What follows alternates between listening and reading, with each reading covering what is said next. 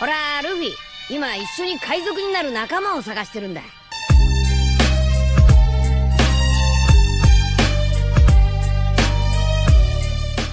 Hello guys, welcome to my channel The Wandering Zoro, your go-to destination for anime-related content.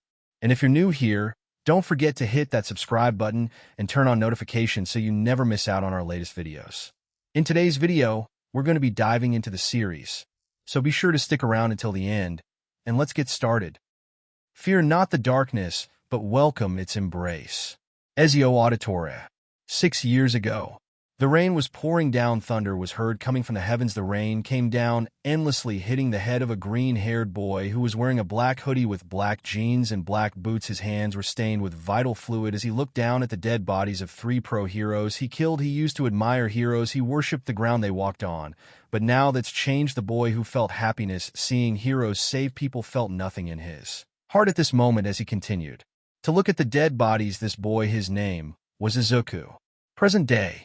A guard can be seen walking down a hall, passing by many prison cell doors. The guard walked by seeing the women behind the bars. This was Tartarus prison, where the worst criminals of Japan are kept. The guard continued to walk until he stopped at a cell and looked at the woman inside of it. The woman held her head down, but the guard got her attention. Guard. Kana Tsutsumi. Hearing her name, she raised her head up, looking at the guard, who called out to her. Guard, you have a visitor.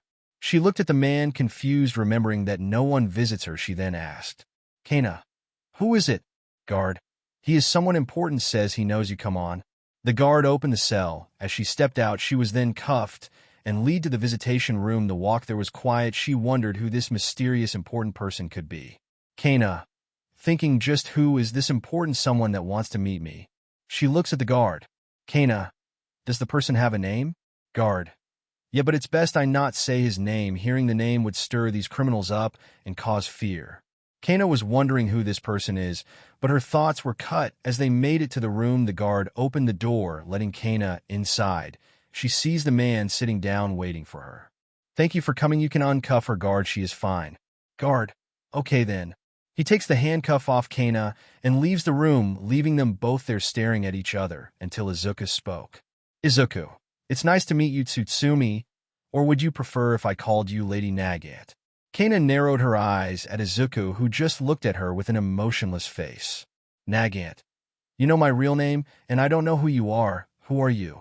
Izuku, my real name is a secret, but I am sure that you have heard the name hit around here. Her eyes went wide as she stared at the man in front of her. Nagant, wait, you look like a teenager. How old are you? Izuku, my age is 18, but that's enough of your questions now. I am sure you're wondering why am I here. I wanted to help you. Nagant, help me. How the hell can you help me? Izuku, I can get you out of here. I know you don't deserve to be in here. Nagant, you know nothing about me. Izuku, I know that the work you did for the Hero Safety Committee left you in here to rot after you killed your superior who threatened your life. You were tired of the lies you took. It left you sick to your stomach at what you were doing, killing out the shadows while they shield the dirt from the light. And when you wanted to stop that, they could not let you do that. The vital fluid on your hands became too much for you, and you could not let what happened to you happen to young children who idolized you. The guilt, the truth of what you were doing got to you so much until you couldn't take it anymore. So the moment you did not want to be their puppet anymore, and they did not let you go free, they wanted to force you to do as you're told, and causing you to kill your superior. Nagant, how the hell do you know all of this? Izuku pulled out a briefcase and opened it and pulled out a file with her name on it. Izuku, you are quite an interesting woman, a woman who was wronged, and I came to offer you a second chance. Nagant, a second chance? Izuku, I came here to ask if you would be willing to work for me. Nagant, why would I work for you? What work do you do? Izuku, I may be seen as a villain, but everything I do is for a true society. My father Nizu founded an organization that deals with villains and fake heroes. We bring them in or bring them down if they become too dangerous. Nagant, how is this any different from being with the safety committee? Izuku, because we don't hide the dirt. These false heroes do. We expose them for who and what they really are, monsters who are tearing this society apart. Although there are those heroes who are legit, there are those that abuse their status, and the villains are no better. They thrive on the pain of innocent people. They hurt, beat, kill who they want. And what do the heroes do? They lock them up. And what happens when they do their time? They are back on the streets doing the same thing. That is what is. Called insanity doing the same thing over and over and expecting a different result. Sometimes evil can't be saved, only killed, and the heroes nowadays care too much about their image to cross that line, while the organization I work for is not afraid to cross that line. Nagant, I have heard the rumors about how you can kill without even caring or even batting an eye. You're so young, and yet you can take a life so easily. How can you do that? Izuku, I make no excuse for what I do. Am I a hero? No. Am I an assassin? Yes. I am an anti-hero. I do what needs to be done. Yes, there is vital fluid on my hands, but I will not stop. I punish the guilty, protect the innocent, and I won't stop until this society is filled with real heroes who truly strive to change this broken system. Nagant, you're fully committed to this. Do you honestly believe you can make society better by doing this? Izuku, no matter how much vital fluid needs to be shed, I know I can reach that goal, but it's not just me. There are others who share the same goal, like my team. Nagant, your team?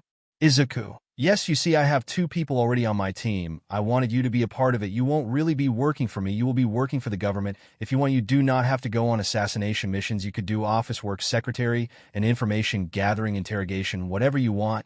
And the thing is, the Hero Commission can't touch you. They will not bother ever again. This is completely the government of Japan, not the Commission, and you can get out of here with no problem at all. You will be free. Nagant, so you're telling me that I can get out of here and the Hero Commission can't do anything about it? Izuku, yes, but that's if you join my team, so what do you say? Nagant thought about this, hearing that she could be freed from prison, but to work with Izuku and his team. She then looked at Izuku, who was waiting patiently for her. Answer, Nagant, I will join your group. Izuku, well then what would you like to do? Nagant, I want to work in the field with your team, so when do we leave? Izuku, we can leave now. Izuku raised his hand and signaled for the guard to come to him, as he did. Izuku, tell your warden that Lady Nagant will be discharged from the prison today. Guard, what? But you can't do. Izuku brings out his badge. Izuku, actually I am Agent Hit, working for the government, and by orders of the government officials, and Nizukana Tsutsumi is now under our protection. So she now works for us. Now her belongings will be given to her, and if you have an issue you can take it up with Nizu himself, but he will tell you that she is allowed now. Anything else you want to speak about? The guard had no choice but to comply, not wanting to deal with Nizu or the government of Japan. Nagant's clothes were brought to her as she went to a room and got changed. She then came out. Izuku, you look good, let's go. Izuku and Nagant made their way out of Tartarus prison. When they get outside, they see a car with a driver holding the door open for them. Driver, hello Master Nizu, I see your talk went well. Izuku, yes it did. He steps aside and lets Nagant get inside the car first. As he gets inside, the driver then shuts their door and goes to drive, leaving the prison. Nagant, so this organization, what is it called? Izuku, well, the organization was called Hero Suppression Task Force, but we changed it. Nizu had it formed when Damian Wayne took over the League of Assassins and joined the 2 groups together. They then started gaining members who would join their cause, but Damian decided to follow in his father's footsteps and become Batman. After his father's death, he left the organization to Nizu, but not everyone knows about it. Only a select few. We call ourselves the Dark Knights. We subdue villains and false heroes alike. If they are too far gone, we put them down. Nagant, and Nizu is your father? Izuku, yes, he is my adoptive father, but he has been a better father to me than my real father, the only parental figure I recognize. Nagant, you really are devoted to him. Izuku, he is my father, and plus him along with others saved me from my own self-destruction. They continue to drive as they reach an apartment complex. As the car stops, they both get out of the car. Nagant, what are we doing here? Someone comes from the building. So you convinced her to join us, boss? Izuku, yes I did. Nagant, this is a member of my team, Agent Dabi. Dabi, it's nice to meet you, Lady Nagant. Nagant looks at Izuku, so what now? Izuku, now that you are free from prison, you need to know about everything. Since you will be joining Dabi here, will help you get settled in and inform you on the many things and the ins and the outs of the organization. I have to go see my father, but I will be back so that you can meet the other member of my team. Dabi, just follow me and we can get you settled into your hotel room. Nagant turns to Izuku and smiles at him. Nagant, Thank you for helping me. Whatever I have to do in this as a member of your team, whatever is needed to be done, I will do it. After all, you got me out of that hellhole. I am free because of you. Izuku nods. I was giving you a second chance. I figured you deserved it, so go get settled in, and I will see you later. Izuku gets back in his car and drives off heading towards UA. On the way there, Izuku gets a text on his phone. My queen, are you on your way to UA? Izuku, yes, I am. I will be there soon, dear. Don't worry. My queen, okay, I will be waiting. Izuku then enjoys the ride to UA. When he arrives, he gets out of the car and looks at his driver. Izuku, why don't you take the rest of the day off? Driver, are you sure, sir? Izuku, yes, I will be fine. The driver nods and drives off as Izuku walks through UA's gate, sliding his ID, gaining access as he makes his way inside the building. Walking around, he saw many different students looking at him, the girls seeing him blush as some guys glared at him, which he paid them no mind as he made his way to his father's office. Nizu was doing some paperwork in his office until he heard a knock on his door. Nizu, come in. The door opens as someone walked. Seeing him, Nizu smiled brightly. Nizu, welcome back, son. Izuku, hello, Dad. I had an important stop to make, so how was the entrance exams last week? Nizu, well, we had a lot of students do very good, but the first place spot went to one Katsuki Bakugo. Hearing that, Izuku didn't even react, still having his emotionless look on his face. Izuku sighs. I see. Well, then what else is going on? Nizu, not much has been really going on, but today Class 1A are having their apprehension test with Aizawa. Izuku, you have Aizawa teaching a class tie year now. This I have to see. Nizu, oh, Izuku. Izuku, yeah, what's up? Nizu, him and her are here as well. They will be teaching Class 1A at times about heroics. Izuku, Dad, it's alright really. I mean, I don't like it, but it's your choice to have them here. But do know if they get out of line, I will not be held responsible for what happens. Nizu, gulp. Well, let's hope we can avoid having vital fluid shed today, shall we, my boy? Izuku, no problem. Well, I off to see Aizawa's class. With Aizawa. Okay, today you all will be doing a quirk apprehension test to see just where you're at with your quirks. One girl raised her hand. But wait, what about orientation? Aizawa, when you're a pro, you won't have to worry about things like that. Now Bakuga step inside the circle. Bakuga does as he was told, and Aizawa tossed him a ball while he caught it. Aizawa, how far did you throw the ball in high school? Don't forget UA is a university in this. Bakugo, about 60 meters. Aizawa, throw the ball this time using your quirk. Bakuga then smirks as he reeled back his fist and launched it forward. Bakuga die. With a loud explosion, he launched the ball in the air as the students watched on. Aizawa held up the phone showing them. Aizawa, the score was 703 meters today. I gonna push you past your limits. We get to use our quirks. Awesome. This is gonna be so fun. Aizawa smirks. Fun? How well, in that case the person that comes in last gets expelled. Well, Aizawa still a cold, vital fluid teacher, I see. Aizawa turns to the direction of the voice as the students did. As well, they all saw Izuku walk up to Aizawa. Izuku, how has it been? Aizawa, Izuku, it's good to have you back. Hearing that name, 3 individuals in Class 1A got angry, especially one Katsuki Bakugo. Thinking, what is that nerd doing here? Aizawa, so did you need something? Izuku, no, not really. I just heard you got a whole class this year, so I wanted to see what you do with them. Aizawa, actually, I'm glad you're here. I want you to see how they do with me, so you can see who gets the boot. Izuku, really? Okay then. Aizawa, alright then, now let's get started. They all go through the series of tests, getting the same scores as Ken and Izuku.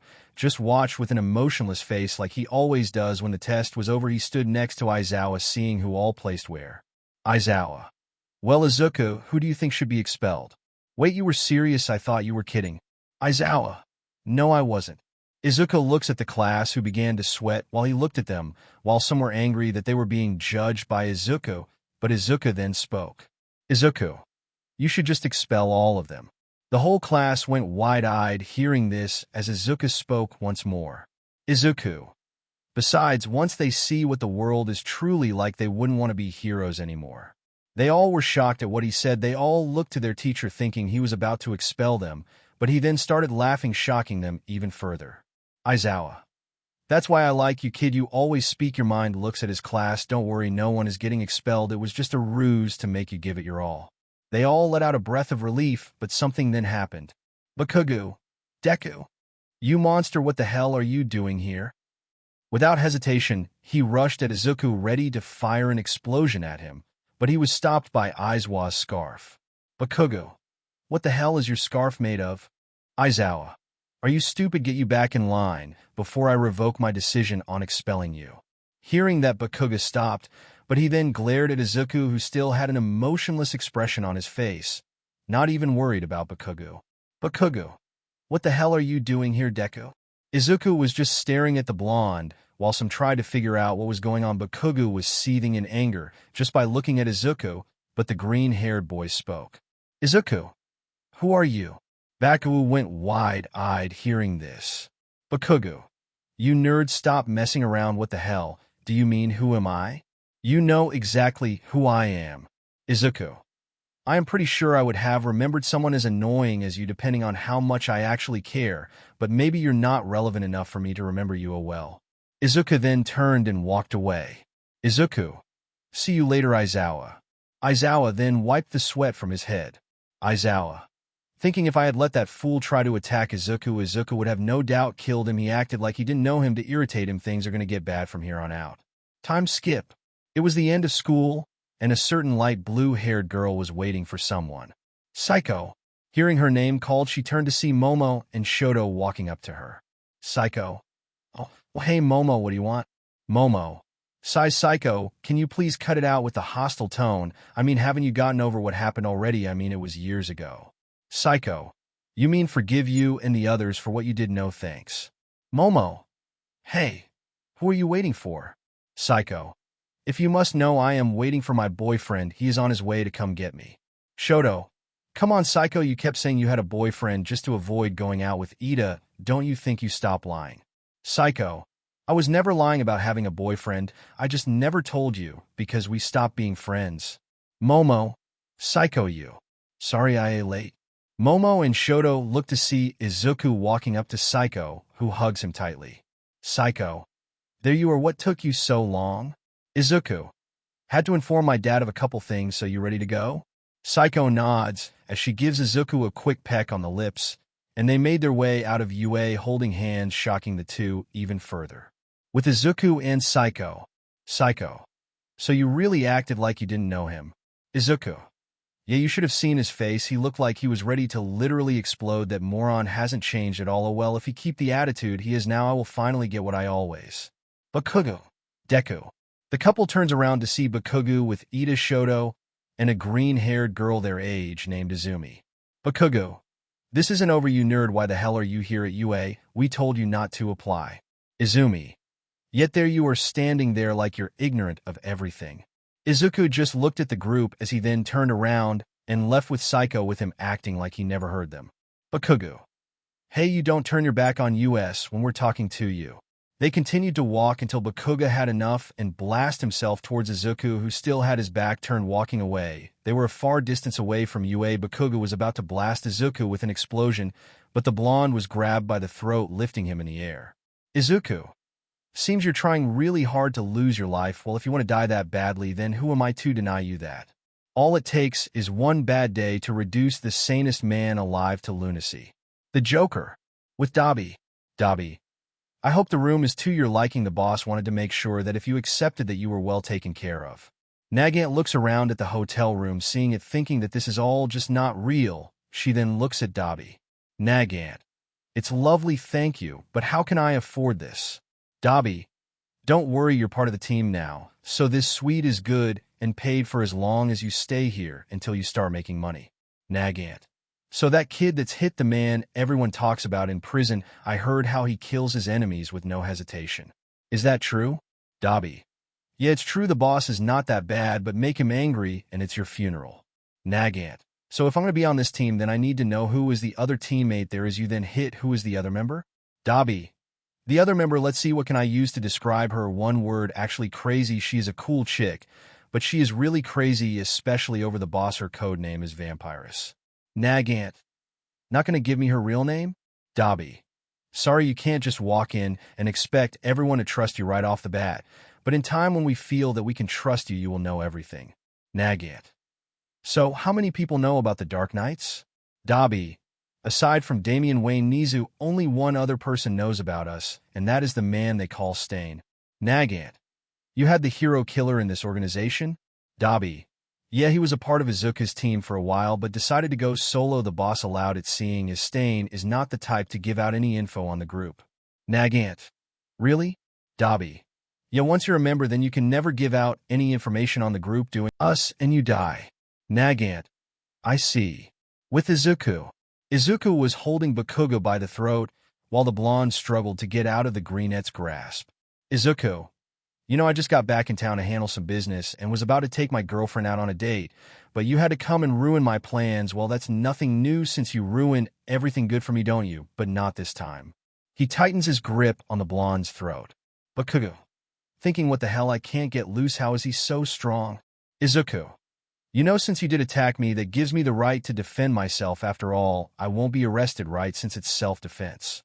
He brought the blonde to his level, still holding his throat, staring at the red eyes of Bakugo. Izuku then kneed the ash blonde in the gut so hard Bakugo coughed up some spit, but was then elbowed in the back and sent to the ground hard. He then tried to stand, but only for his head to be stomped into the ground face first. As Izuku looked down at him, not caring in the slightest, he then removed his foot and grabbed Bakugo by the back of his collar and lifted him off the ground. He was once again looking at the boy's eyes. As Bakugo's lip was bleed, the blonde opened his eyes only to be punched in the face. He was then punched in the gut, making him cough up so vital fluid. This time he grabbed the boy's head and slammed it into his knee, breaking the blonde's nose. Bakugo was not even trying to fight back, because he was still trying to shake back from the earlier hits. He was then punched in the face, making his head go right then left. As Izuku was beating the hell out of him, he even knocked some teeth out of the boy's mouth. The others watching this were shocked, seeing this. With one last punch to the boy's face, Bakugo was about to go down, but Izuku grabbed him by the hair, keeping him up as the blonde was on his knees. Izuku. Tisich, look at you, oh how the mighty have fallen. Izumi. Let him go. Izuku. No, ask me nicely, then I will think about it. The ones that came with Bakugo was Ida, Shoto, and Izumi, who all just watched Bakugo get destroyed effortlessly. Ida. You villain, stop this at once. He was about to fire up his engines until Psycho. Izuku, stop playing around and let the boy go. Like you said, we have a date to go on, so let's go already. Izuku. Well, lady, seems like lives to see another day. When my queen says let's go, I can't tell her no, so here. He tossed Bakugo's body at them as Ida caught it, seeing the blonde had long since passed out from the beating he got. Izuku. Now you three get the hell out of my sight before you get a beating worse than his. The three glared at him. Izumi. This isn't over, Deku. They all run off to get Bakugo to Recovery Girl. Once they were out of sight, Izuku speaks. Izuku. You can come out now, Aizawa. Aizawa comes from around the building and has heard and saw everything. Aizawa. Did you have to do him that badly? Izuku. Please, I would have done worse if Psycho didn't stop me. Psycho. You just got back in town, and I am not letting you kill someone the minute you're back. Izuku. All right. Aizawa. So what were you talking with Nizu about? Izuku. Since Dad is going to be running the school, he has placed someone else in charge. Aizawa. Any idea on who it is? Izuku. I will know when I meet them tomorrow. He then gets his ear pulled by Psycho, who is angry but smiling sweetly with a dark aura around her. Psycho. Sorry, Aizawa-sensei, but Izuku and I have to get going now. We have a date, don't we, Izuku? She pulls his ear tighter. Izuku. Yes. Okay, just stop pulling. Psycho. See you later. They then walk off with her still holding on to Izuku's ear. Aizawa. Thinking that girl is really scary. Izuku, I wish you the best of luck with her and the other women in your life. The next day, Psycho woke up in her dorm room expecting to see Izuku, but she looks to see a note on the pillow next to her. She takes the note and reads it. Dear Psycho, sorry I couldn't be there to wake up next to you, but I have an important meeting to get to. I can't be late. I also have a mission to go on later as well. So I will see you later on. Don't worry about me. I will be fine. Love, Izuku. Psycho smiled at this as she got out of bed and went to take a shower. For years ago, a man drops to one knee as his sword hit the ground. He was holding his ribs. The vital fluid dripped down his lips as he stared at the boy in front of him. Izuku stared back at the beaten-down man, who looked like he was on the verge of passing out. Izuku, I have to give you credit for being able to last this long. Against me you truly are something else. Stain. Stain, I see you truly live up to your reputation. Stain then struggles as he makes it to his feet, still holding onto his ribs that were broken as he stared at the green-haired boy. Izuku, you have broken ribs and your left arm is broken. You should really give up the fight. Stain, no way, I am far from done. Izuku, I see. Stain, tell me, boy, what is it that you fight for? Izuku, what do I fight for? Stain, yes, what is your conviction? What is the reason why you fight? Izuku, my goals, how well? Izuku looks to the sky and responds to the question. Izuku, what I want is a true society, one where hypocrites are not heroes that abuse their position, a world where only true heroes are the protectors. That is my goal. He looks back at Stain to see him smiling. Stain, our goals are one and the same. Izuku, tell me, Stain, would you consider joining my team? Stain, your team? Izuku, yes, I already have one member of M-Team. I just need another one. I work for a secret organization that brings down both villains and fake heroes. We reveal the heroes' dark secrets to the world, the dirt they do in the dark, and we bring it to the light. We punish the guilty and protect the innocent. So what do you say? Stain looked at the boy for a while before making his decision. Stain, I will join you, kid. I want to see the path you walk, but I have a request. Izuku, what is it? Flashback over. Izuku was walking inside of the apartment building when he walks inside. He sees Dabi, along with Lady Nagant. Izuku, you two are here, so where is Izuku? He gets hugged from behind. Izuku, there you are, Toga. Toga, I missed you so much, let's go out. Izuku, not right now, we have a meeting with the new leader of the Dark Knights. Toga, pouts fine. She lets him go as the team leaves the building and gets inside the car waiting for them. The driver takes them to UA. With Nizu. Nizu, I am so glad you will be taking over things for me. I have so much responsibility dealing with these students, so I will not be able to take care of the work that comes with running the organization. No problem, after all, you are the principal of UA. They then hear a knock at the door. Nizu, come in. The door opens as Izuku walks in, followed by his team. Izuku, hello, Dad. Nizu, oh, it's always good to see you, son. Izuku looks at the woman in the room. Izuku, Nagenda. Nagenda, it's so good to see you, little brother. I see you're doing well. Izuku walks up to her and gives her a hug as she returns it. Nagenda, I have missed you, little brother. Izuku, I missed you as well. They break the hug. Nagenda then looks at Izuku's team. Nagenda, I see you have yourself a team. I always thought you were going to be solo for the time you were in the Dark Knights. Izuku, well, things change. Nagenda, how is my husband doing? Looks at Nizu. Nizu, he is teaching Class 1A this year, and he has a whole class. Nagenda, really? Wow, go Shota, has he been getting enough sleep? Nizu, not really. Nagenda, that man, I will deal with him later. With Aizawa. Aizawa, thinking, why did a shiver just go down my spine? Back with the group. Izuku, so you're going to be leading the Dark Knights now? Nagenda, yes, I will be running things while Akame leads Team Night Raid, as I will be busy now. Introduce me to your teammates. Izuku motions for them as they speak. Dabi, my name is Dabi. My quirk is called Cremation. It's flames that are a mixture of ice and fire. I can control the temperature of how hot or cold I want them. Toga, my code name is Vampirus. I can transform into anyone I want by drinking that person's vital fluid. How long I can be turned into the person depends on how much vital fluid I drink. Nagant, my code name is Lady Nagant. I turn my right arm into a rifle and can also use my hair to create bullets. Nagenda, I see, great team. Izuku. Izuku, thank you, ma'am. Nagenda, now Izuku, since this is your team, I want you all to handle a mission. Izuku, I was told I would be informed on what it entails. Nagenda, yes, are you familiar with the Fong Brothers OC group? Izuku, yes, I heard that the heroes have not been able to catch them, and even those that catch them always end up killed. Nagenda, yes, they are indeed very dangerous. They all have wolf-like quirks, and they have been using these toxins known as Trigger. They have been shipping it in from overseas. Toga, Trigger? Dabi, It's a thing that gives a boost to the individual's quirk.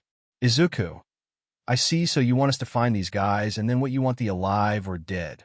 Nagenda, I want them put down, and the trigger shipment stopped, and anyone who gets in your way, bring them down. The team nods.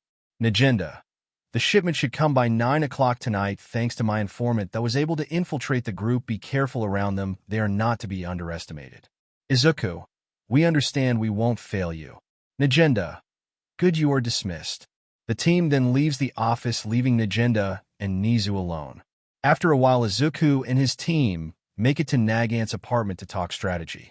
Izuku, okay, so first things first, Vampirus, this SI Lady Nagant, this is Vampirus. Toga, it's so nice to meet you, I see you're our teammate, awesome, I thought I was going to be the only girl here. Nagant, thanks anyway. About our mission, what do we know about the Fong brothers? Izuku, like Nagenda said, they have wolf-like quirks, they have a good sense of smell, and incredible strength.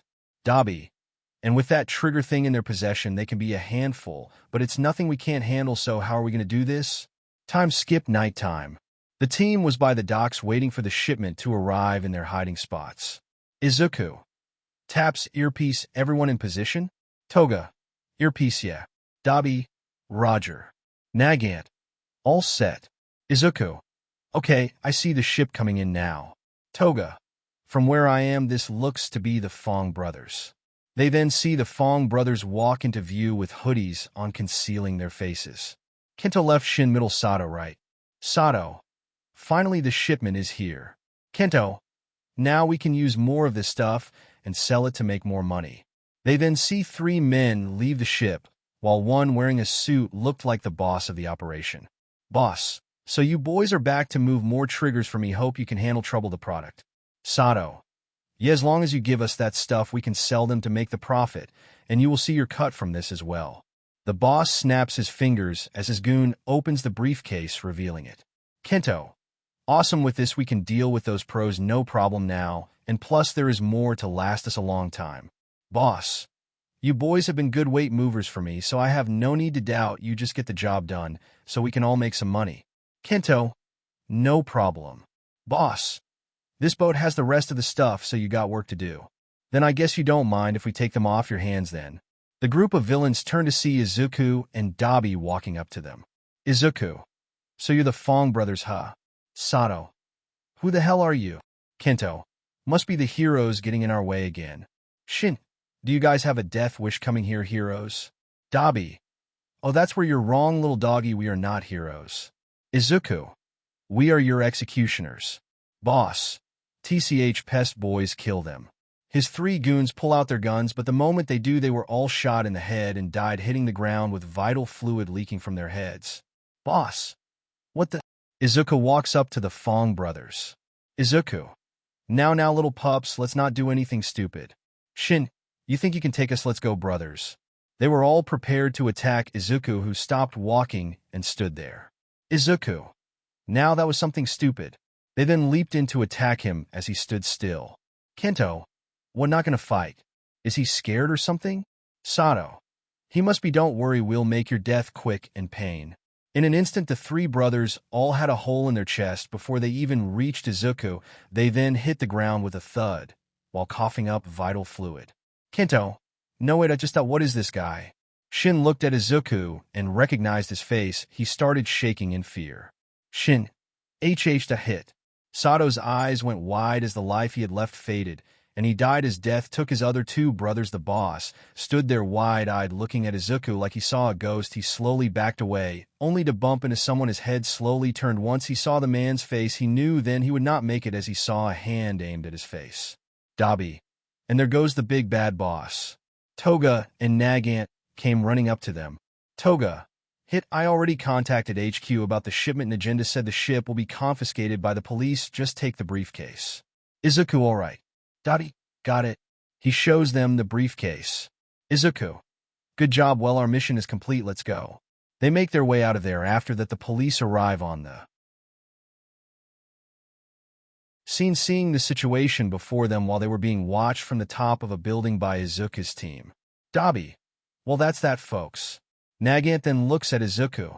Nagant, thinking so that is how he fights. There is no way someone so young can be that strong. It's incredible. Toga looks at Nagant looking at Hit. I see. Nagant. Huh? Toga. I saw how you were staring at him. Giggles. Nagant. Blush. No, it's not that. It's just after all the rumors I have heard about Hit and seeing him fight like that, it was just amazing. Toga. Yeah, it was just imagine if he was a villain, there would be no one that could beat him. People fear the name Hit more than they fear All Might, because he doesn't care whether you're a hero or a villain. If someone wants you dead, Hit gets the job done. He's the man that never misses no matter what. Nagant. Thinking the man that never misses, the assassin Hit. You either die a hero, or you live long enough to see yourself become the villain. Harvey Dent. The docks were filled with the police as they were investigating what went down. The bodies of the Fong brothers were covered, along with the boss of the operation, as Tsugechi walks up to the officer. Tsugechi. So, what did you guys find out? Officer. Well, we found out the ones that were killed are the Fong brothers that have escaped from many pros before, and even killed some as well. What they were doing here we do not know, but the guy in the suit, his name is Kaido Tsuchika, an illegal substance dealer who has been on our radar for some time now. Guess tonight he got killed. Tsugechi. Let me see the bodies. The bodies that were covered up were uncovered. As Tsugechi saw the dead bodies, his face showed surprise at what he saw. He walked up to the bodies of the Fong brothers. Officer. Do you see something, sir? Tsugechi. Yes, the brothers, they all have a hole where their chest. Officer. Eyes wide and awake. You can't mean. Tsugechi. There is only one person that can do this much damage to someone's body. A punch so strong it can create a hole in someone's chest. There is no doubt about it. Hit is back in Japan. The officers around went pale hearing this. Officer 2. Wait, sir, but I thought Hit was just a myth? Tsugechi. No, Hit is real, although I have never really seen his face. I have heard a lot about him. The man has the pro heroes even scared when they mention his name. The guy has never been caught, and even those that encounter him, it never ends well. Officer. I heard about him as well. The guy is so dangerous. Some say he can even rival All Might himself. Officer. Please, the guy may be strong, but there is no way he is beating All Might. Tsugechi. Okay, let's get these bodies out of here. Officer, sir. With the Yagis. Wait, hold on, so you're telling me Izuku is at UA?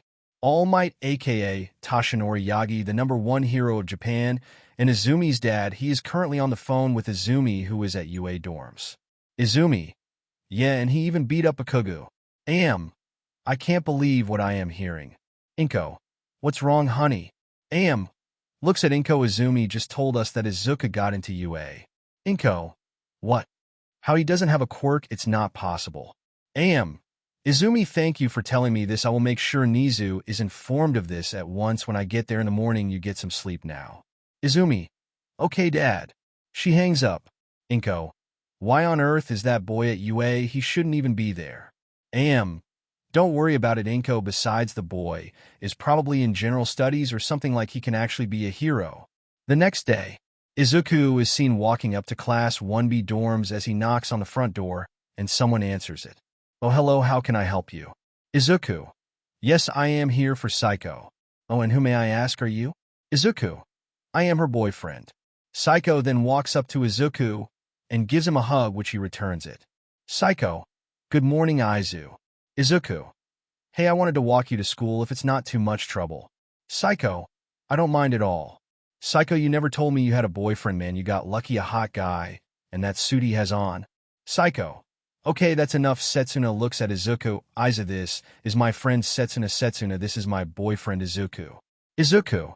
It's nice to meet you, Setsuna. Izuku goes and shakes Setsuna's hand, which she detaches it, trying to scare Izuku, which fails. Setsuna. Oh man, I thought I could get him with that trick. Psycho. Sorry, but it's impossible to scare Izuku. Izuku. She's right, so are you ready to go? Psycho. Yeah, come on. Psycho and Setsuna walks out, leaving the dorms, and make their way to UA University. While walking to UA, Izuku and Psycho talked with Setsuna as well. Setsuna. So Izuku, do you go to UA as well?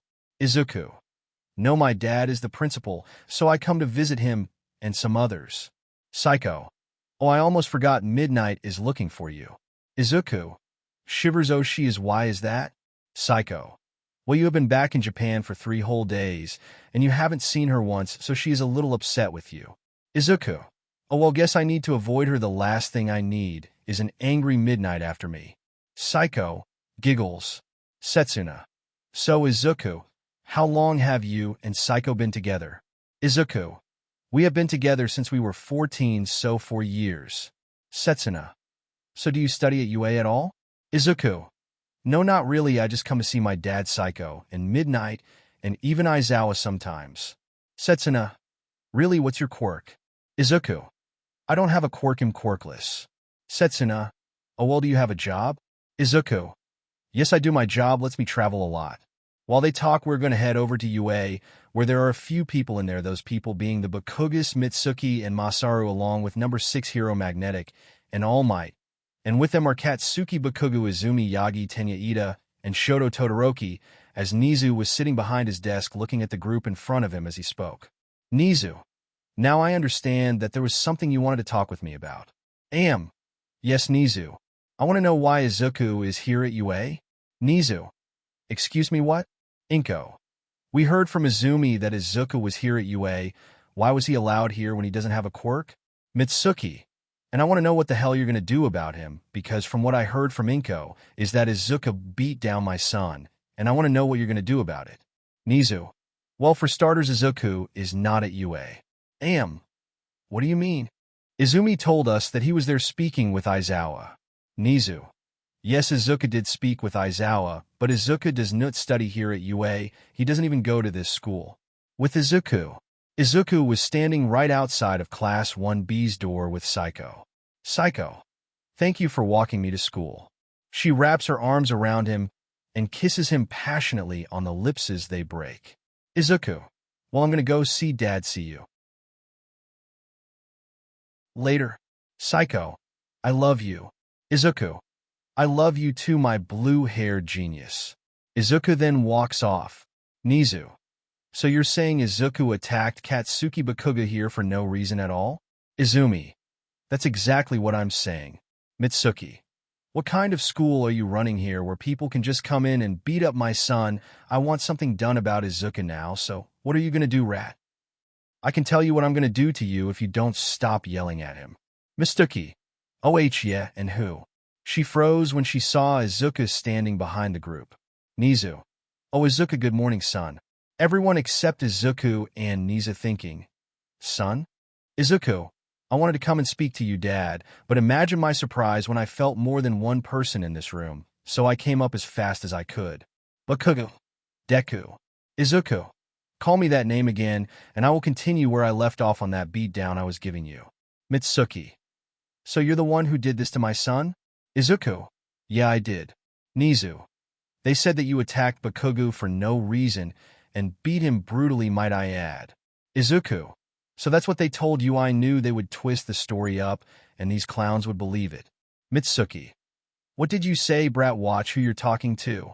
She said while getting in Izuku's face, while Izuku doesn't even flinch. Izuku.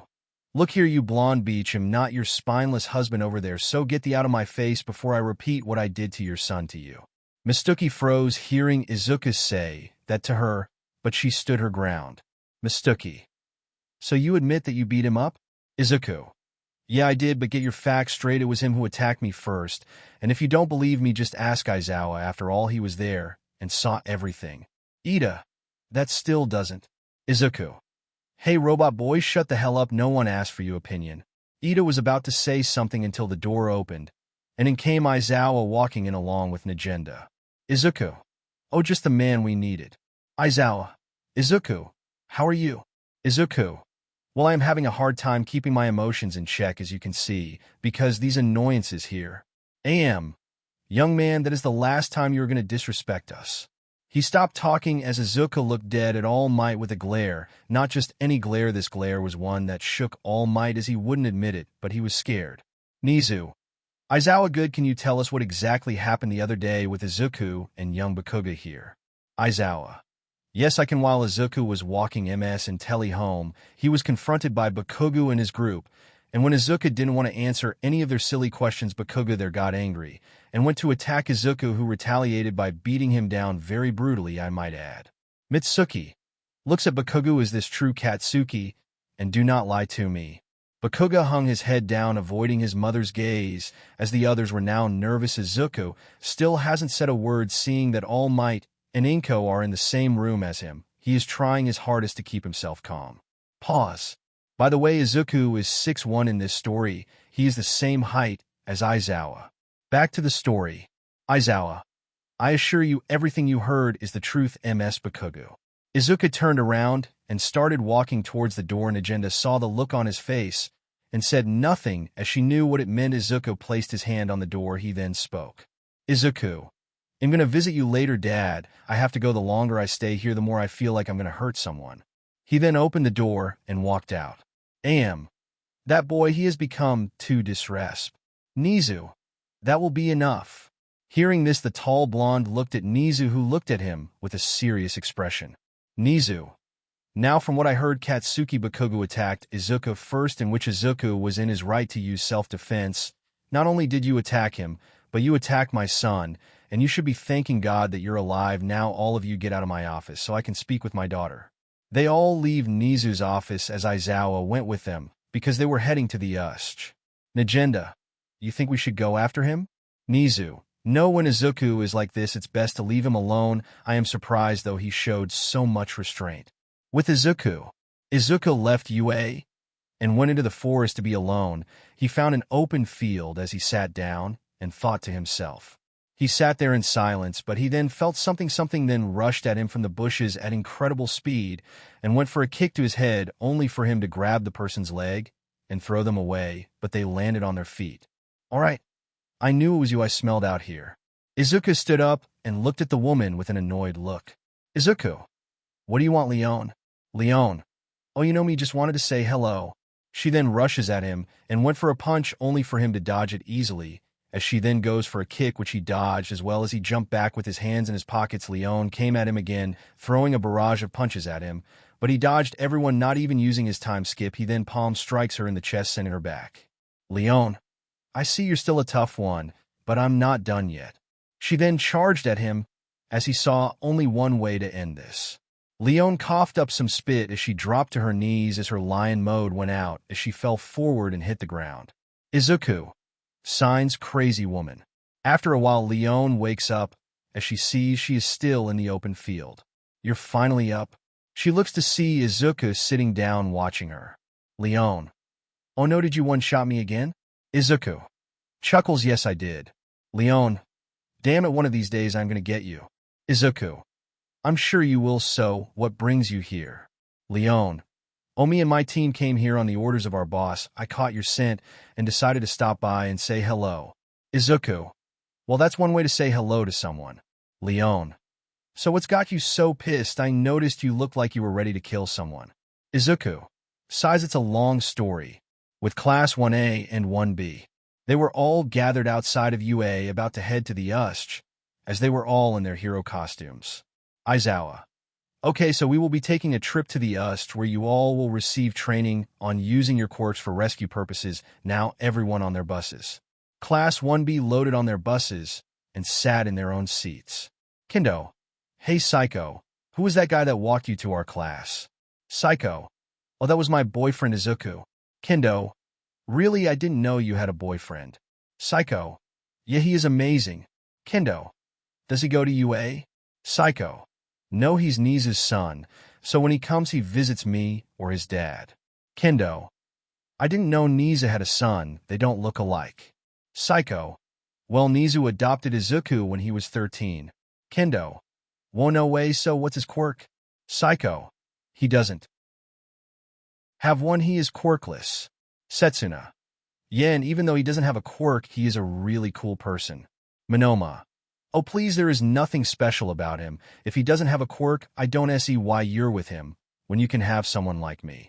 Psycho, hell no, I could never go for someone like you. Besides, Izuku is the only man I will ever need.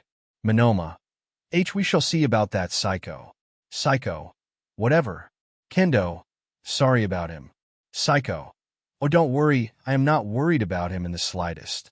They continued to talk amongst themselves as they made their way to the USJ, unaware of the danger that awaits them.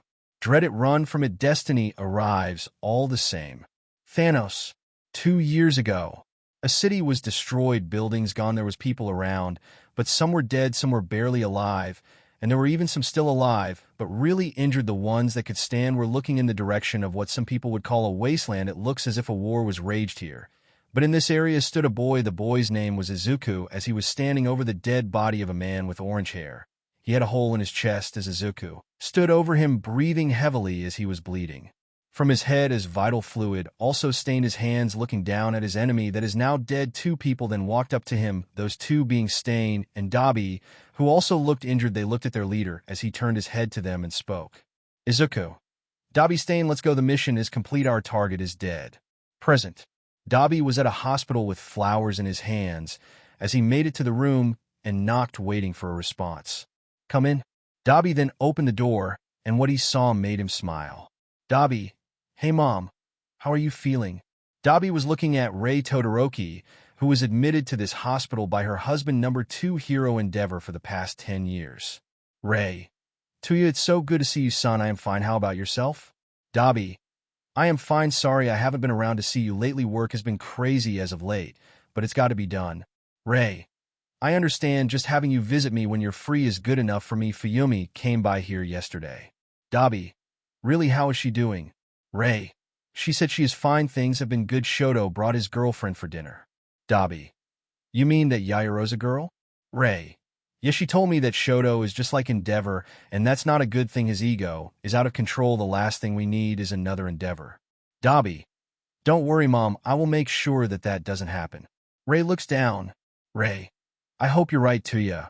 She then looks up as Dabi handed her the flowers. Rei. Thank you. Dabi. You're welcome. Rei. So has work been stressing you out lately? Dabi.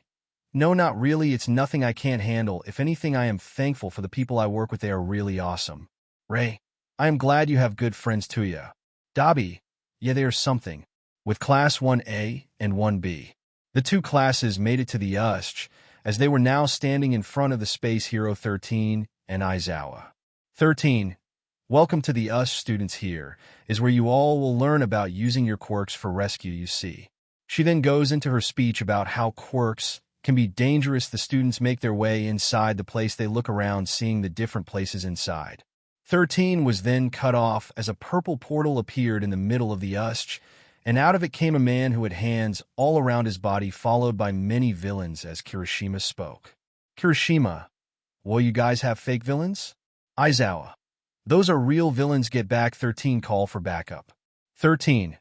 I can't. It seems they have jammed the signal, so we can't contact anyone. Psycho. What do we do? Aizawa. 13. Stay. Protect the students. I will deal with the villains. Aizawa placed on his goggles and leaped down into action, dealing with the villain. Psycho then looked at her watch, as it was a communicator watch given to her by Izuku, who had it specially made, as she tapped it trying to get a signal. At UA, Izuku has come back and is now in Nizu's office alone with Nagenda and Leon, who was with him. Nizu. I am glad you managed to calm down. Izuku. Yes, sorry about that. Nagenda. Don't worry, given your history with them, I am surprised you were able to restrain yourself and not kill them. Izuku. Yeah, He then heard his watch causing static as he looked at it and tapped it. Psycho. Izuku. Izuku. Psycho, what's going on? Psycho. Izuku, villains are attacking the USH. We need some HH. He then heard static as her voice cut out completely as Izuku's eyes widened. Izuku. Psycho. Nizu. Did she say villains were attacking the USH? Izuku. Yeah, I will go there immediately. Looks at Nagenda. How do you want me to deal with the villains? You want them dead or alive? Nagenda. You have the students there, so take them down, but leave them alive. Don't need the class being traumatized. Izuku nods as he runs out of UA, bumping into Inko and Amin, his skinny from who saw him running, not even stopping to apologize. Inko. Hey. She then saw Leon running after him as Nizu came running out of his office with Nagenda. Nizu. AM Magnetic, good. I need you both to head to the USH immediately. Villains are attacking. AM. What? Without hesitation, All Might buffed up and rushed down the hall. Izuku has made it outside as he then flew off with incredible speed, heading towards the USH as Leon went into her lion form and ran in the same direction. Izuku. Hold on, Psycho, here I come. At the Psycho saw the others warped by Kurogiri to different areas throughout the area with Jiro, Momo, Kaminari, and Kendo still with her at the entrance, as they were surrounded by villains as there was someone there with them. Seria ubiquitous. Random villain RV. It seems we have one boy, and 4 hot chicks seems we got Lucky Licks lips. Seria. It would seem you all have the unfortunate fate to face us. Do not worry, your futile attempts at being heroes will end today. Psycho. Just what the hell do you guys want? Serio. Our leader is here to kill All Might. That is why these villains are here. Me, however, I am here for a different reason. She then draws her guns and starts shooting at them, making them all as they all dodge, jumping around as Seria stops shooting and rushes at Psycho and throws a punch. Serio. You die first. Her punch was blocked by Psycho, who then kneed the girl in the gut as she spinned and kicked her away. Jiro. Well, where did Intelli learn how to do that? The other villains rush at her, as Psycho then gets into a fighting stance, just like Izuku. As Seria saw this, and was infuriated. The 3 villains rushing at Psycho went to attack her only for her to dodge them all with ease, as she punched, render them all unconscious. Another villain runs at her only for Kendo to punch him away using her big fist, as she stood back to back with Psycho. Kendo. I didn't know you knew how to fight hand to hand. Psycho. Well, I was trained well in the art, so I am somewhat decent. Serio. I wasn't going to use this, but Koro now. They all see the little puppy beside her buff up. Serio. You girl points at Psycho. Are you related to the man called Hit? Psycho. Well, what do you want to know about High? Serio then looks at them with the intent to kill in her eyes. Serio. That man Hit, that stance, I will never forget it. I will kill that man if it's the last thing I do. Koro attack. The buff dog rushed at the group, aiming to punch their lights out. Psycho then tackled Momo out of the way of the Mad Dog's furious fist, as the others did as well, but then Psycho was grabbed by the head and lifted off the ground. She was struggling to get free. Serio. That fighting stance you did, it was Hit's, no doubt about it. Psycho. Why are you so interested in Hit? Serio. Because he took everything from me, and I will have my revenge. Now tell me, what do you know of Hit? Psycho. I don't know anything. GHH. Koro was squeezing her head. Serio. Not talking. Well then, Koro, it's snack time. Kendo then rushed in to save her, only to be backhanded away by the dog. The beast was about to eat Psycho, but it was then hit by the door from the that flew at it, knocking the monster away. They all looked top, see the doors open, as someone was walking in hands in his pockets, walking calmly inside the building. The fighting then came to a stop as Vlad King and Aizawa were fighting the Nomu, and were being beaten pretty badly, but the villains then saw the man who came through the doors. It was Izuku, who stood at the top of the stairs, looking down at the villains before him. Seria glared dangerously at him, while the villains, seeing him, started shaking out of fear. Random villain RV1. No way, it can't be not him. RV2. I didn't know he was going to be here. The man with hands on his face, known as Shigaraki, looked confused seeing the newcomer. Shigaraki. Who the hell is this guy, and what is everyone so scared of? RV3. Don't you know who that is? That's the one guy you don't want to cross paths with. RV4. The man that makes even the pros shake by just mentioning his name. Izuku checks on Psycho. Izuku. Are you alright? Psycho. Yes, I am fine. Smiles. I am so glad you made it. Izuku. I told you that watch would come in handy. It seems like there are quite a few villains here. Leon then comes in. Leon. This looks like fun. Denki. Whoa, who is the hot girl? Izuku then reaches into his pocket and pulls out his black gloves and puts them on. Izuku. You guys stay back and let us deal with this. Ida. Don't be foolish, you don't even have a quirk. How do you expect to fight all these villains? Izuku ignores him and walks down the stairs. Each step, he takes the villains all step back in fear. Izuku. You came here for whatever reason you have, I don't care, but harming the person that matters the most to me is a big mistake, so what I am about to do to you, I am going to enjoy it. Shigaraki. You talk tough, but you're nothing compared to my Nomu. Noma, kill him. The beast then rushed at Izuku using his time skip. Izuku smashed his fist into the beast's gut, sending it right into a wall. Shigaraki. HA, you can't beat my Nomu. It was made to kill All Might. It has shock absorption and regeneration. You're out of your league. Izuku. Is that right? Well then. Izuku looks at the beast coming at him as he pulls back his fist and thrusts it forward. The invisible force hit the beast in the head, making the head explode. As the headless monster fell to the ground with a thud, Shigaraki went wide-eyed and looked at Izuku, who looked unfazed. Izuku, from my observation, that thing didn't even look remotely human, so killing it won't be so bad now to deal with the rest of the small fry. Before he could do anything, Seiryu came rushing at him with hatred in her eyes. Seiryu, I have waited so long for this, your mind hit. Izuku then rushed at her and delivered a hard gut punch to her. He then saw the dog coming at him, but it was intercepted by Leon, who kicked the beast away. Izuku then looked to see the students of Class 1A and 1B were returning to the entrance as they see him. Setsuna, hey, it's Izuku's psycho's boyfriend.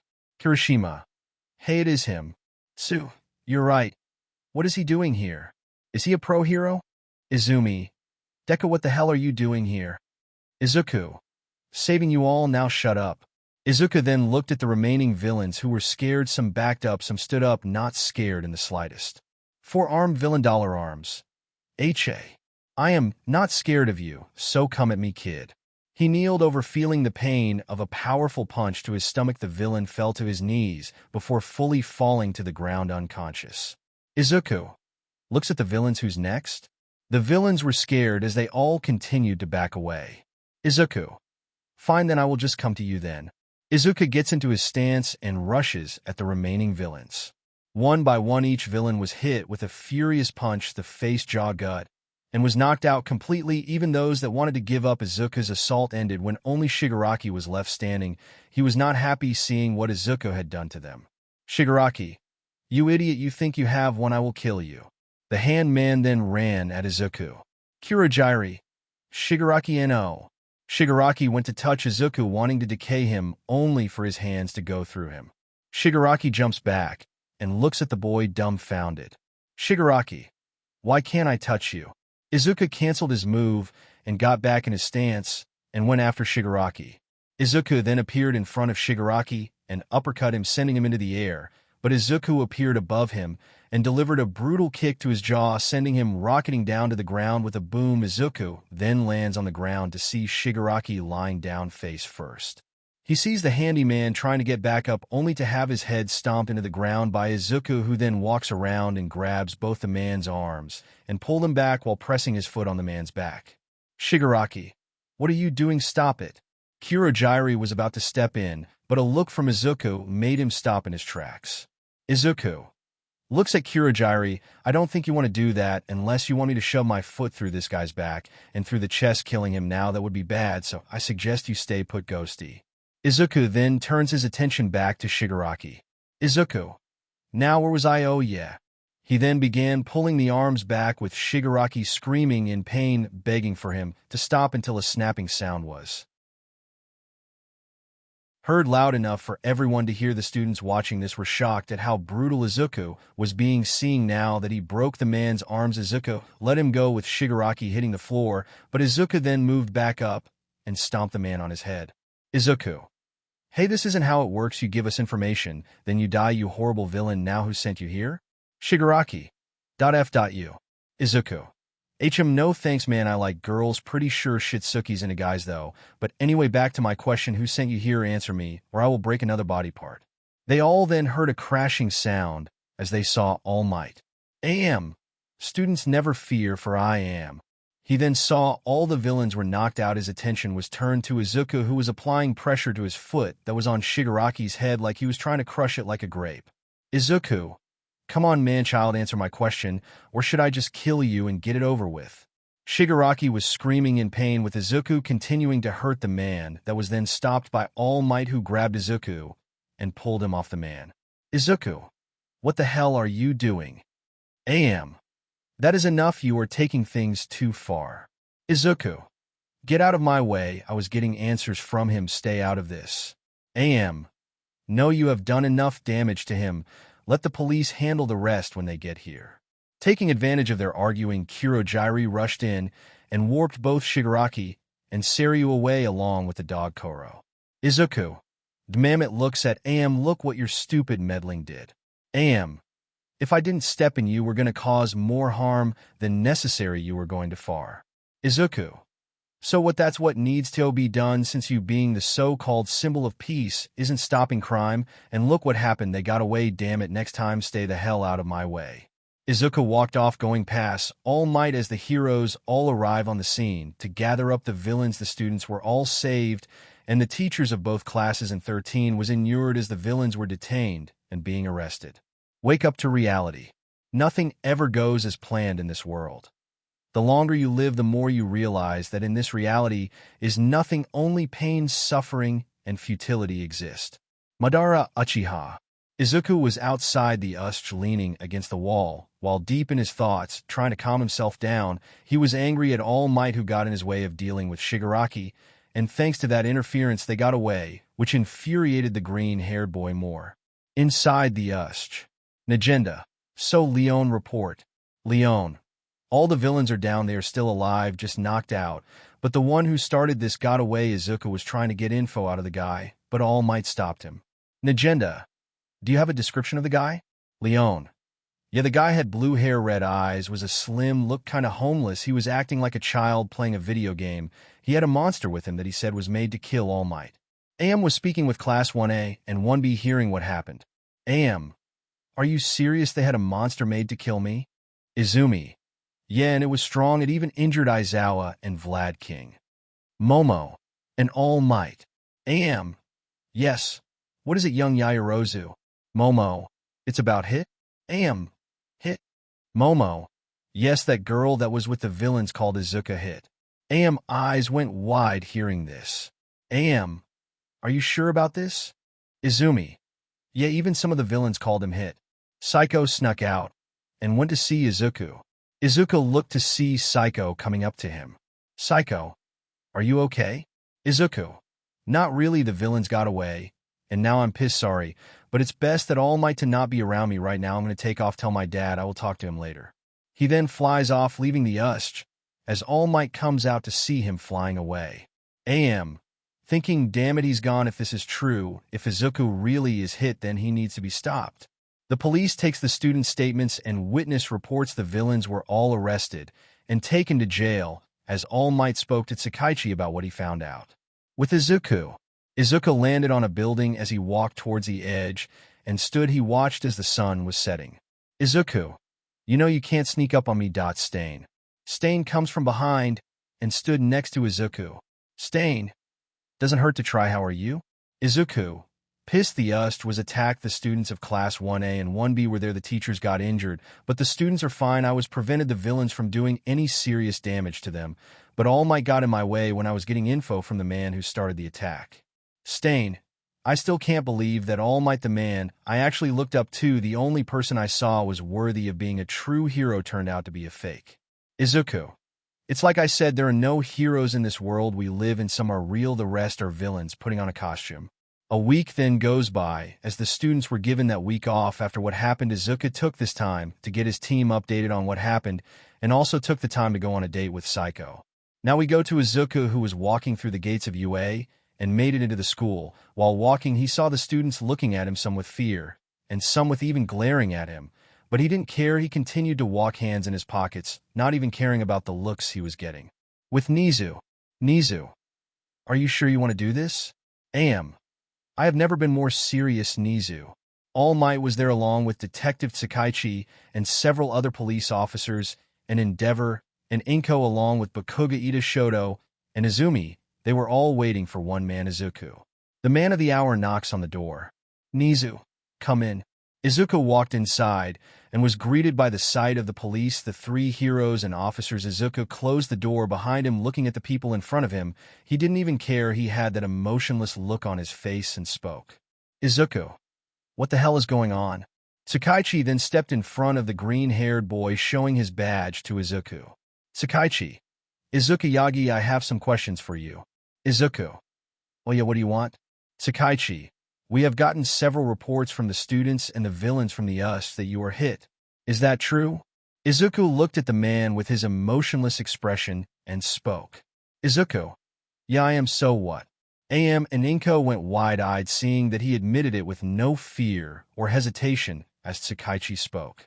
Tsukaichi, I see. Well then, you are hereby under arrest for the many murders you have committed over the years. Now you will be paying for your crimes. Please come with us peacefully.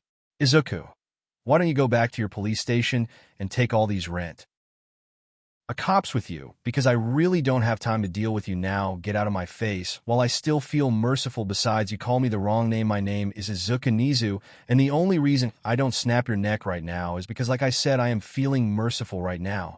AM then stepped up, looking at Izuku as if he was a villain. AM, Izuku, you need to turn yourself in. You are hit and have committed many crimes, killing many villains and pro-heroes. Surrender and face your crimes. Izuku then burst out laughing at All Might. He then stopped after a while and looked at him. Izuku, me committing crimes, please, and if I was going to be arrested, then I would have been released after a few seconds of being there. Endeavor, what are you talking about, boy? Izuku then pulls out a badge of his own, showing it to them.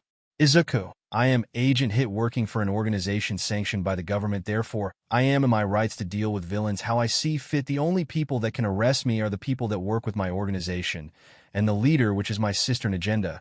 So no matter what I do, who I kill, you false heroes can't do anything against me. I can kill every police officer in this room and walk out of here like it's nothing and not a thing will happen to me. AM, stop lying. You're just making things up. He is telling the truth. They all look to see Agenda come in. After checking on Aizawa, she stands by her father's desk while Nizu was sipping his tea, watching things unfold. Agenda, Izuku is a member of the Dark Knights organization that was made by the government of Japan, so only the Dark Knights can arrest their own. You heroes, and I use that word loosely, have no power in this. Nizu, I told you that you would be wasting your time. Inko, you can't be serious. Nizu, Endeavor, that boy is the assassin Hit. That W equals has been killing heroes and villains alike. How can he be allowed to be free? Izuku, because you walking matchstick on steroids. I work for an organization. Bakugo, that doesn't matter. You're a killer, and you need to be arrested. As far as I am concerned, you're nothing but a villain. Izuku looked at the blonde. Izuku, you of all people are calling me a villain. Izuku then starts chuckling, which then turns into laughter. Ida, this is not funny. Izuku then stops laughing and looks at them with a serious expression. Izuku, you're right. You all stand there and call me a villain when you're nothing more than villains wearing costumes. AM, I will hear no more of this. Tsukaichi, arrest him. Izuku, you know what? Yet Tsukaichi, arrest me, but you should know I will be out in no more than a few seconds, and when they ask me everything, I will tell them everything. He looks at all of them. Izuku, oh yeah, everything, even what the so-called prodigies did to me growing up. I know that your little Princess Izumi would be thrown slam in jail at Tartarus. Oh, just wait until they find out she is your daughter. AM gets close, getting in Izuku's face. AM, watch yourself, boy. You do not threaten me and my family. Izuku, if your family, I don't care about you or your family. You want to know something, though, All Might? What is it? Izuku, the only reason you and your so-called family is still alive right now is because of Nizu, so you should be thanking him, because if it wasn't for him, every single one of you would be dead right now. AM, you are nothing but a merciless killer. Izuku, I may be a killer, but I am not merciless. Toshinori Yagi, now lower your voice before I put another hole in your stomach. AM froze hearing this. Izuku, yeah, I know about your weak spot, and I know about your time limit. Now get back before I finish what AFO started. Inko, how do you know about that? Izuku, that's none of your business, Inko. Bakugo then steps up to Izuku. Bakugo, watch how you talk to Ani Deck. A hard knee to his gut from Izuku made the blonde hush as he dropped to his knees. Inko and Endeavor were about to attack until people burst inside the office through the window. Endeavor had a flaming blue hand aimed in his face, while Inko had a gun aimed at the back of her head, and Izumi was held with a knife to her throat. Nagant, Dabi, and Toga came in and are now ready to attack their intended targets. Dabi, everything all right here, boss? Izuku, yeah, everything is fine. You all can relax. Besides, they are not going to do anything. Izuku then grabs Bakugo by the throat and lifted him up and threw him down to All Might's feet. Izuku, I could easily kill everyone besides for a select few in this room, but like I told Tsukaichi today, I was feeling merciful. Now looks at Nizu. You have something for me, Dad? Nizu, Well, with everything that just happened aside, I wanted to inform you due to the attack at the USCH, I want you to be here at UA along with your team. Agenda. Since the students of Class 1A and 1B were attacked, we are assigning your team to be protecting them. Izuku. So you want me to babysit Class 1B? I have no issue with, but Class 1A is a different story. Agenda. Don't worry, you will be getting paid for this, little brother, all of you will. AM. Neza, you can't be serious letting this murderer guard the classes. Izuku. Oh, shut up, clown. Maybe if you were actually able, if you heroes actually did your job. Endeavor. Watch yourself, boy. Izuku. And what are you going to do about it? Walking bonfire. The reason things happened the way they did was because you fakes can't do a thing, which is why we are needed for this society to truly change. AM. You think if you kill heroes and villains things will change? Nothing good can come from taking lives. Izuku. TCH, I guess someone should have told you that when you went after AFO for revenge, huh? AM. Wide-eyed, how did you know? Izuku. Like, I'm going to tell you that, well, this has been very entertaining, but I have to go. I have an old friend to meet with. Let's go, team. Izuku, Nagant, Toga, and Dabi left the office, leaving everyone there, as All Might was angry at how things transpired. Nizu. I told you that you wouldn't be able to do anything to him. Even if you could arrest Izuku, I wouldn't let that happen. Besides, he told me everything that happened. AM. Why are you so against us, Nizu? We did nothing wrong. Agenda. Nothing wrong. What you did to my brother is something I will never forgive. Like he said earlier, you should be thanking our dad, because if it wasn't for him, then Izuku would have killed you all by now. I am out of here, Dad. I'm going to go meet up with my team. She then leaves the office. With the LOV. Saryu smashed her fist in the wall, cracking it. Saryu. Damn it, he was right there, and he beat US without even trying. Kurogiri. Please calm yourself, Saryu. You will get another chance to have your revenge. Shigaraki. If anyone is going to kill that brat, it's going to be me. He broke both of my arms. AFO. On monitor, calm yourselves, Tamura, and Saryu, you will get your chance to have your vengeance on the man they call Hit. Saryu. Thinking Hit. Flashback, 2 years ago. Saryu, get out of here now. Saryu. No, I won't leave you. We can fight them together. No, even with you, we won't be able to win. Go now with stylish go. And live. Never forget that you are a proud member of the Meta Liberation Army. Now go and honor your father's last wish and live, my daughter. Saryu cried as she ran off. The doors to the room was kicked down as Izuku walked inside. Izuku. Redestro, it's time for you to die. The man now known as Redestro used his stress quirk and buffed up and charged at Izuku. Redestro. Come and die, Hit. After a while, Saryu returned to the battlefield looking for her father. She kept walking until she stumbled upon the dead body of her father, Redestro, who had a hole in his chest. Dropping to her knees, she began to cry uncontrollably over her father's dead body. Flashback over. Saryu. I swear I will avenge my father's death, and I will make you suffer, Hit, I promise you. Izuku was with his team as they were meeting someone as the person arrives. Well, kid, you sure have grown, and now you have your own team with you. Izuku. Well, it's always good to see my favorite anti-hero. It's good to see you again. Red Hood. The only thing we're allowed to do is believe that we won't regret the choice we made. Levi Ackerman.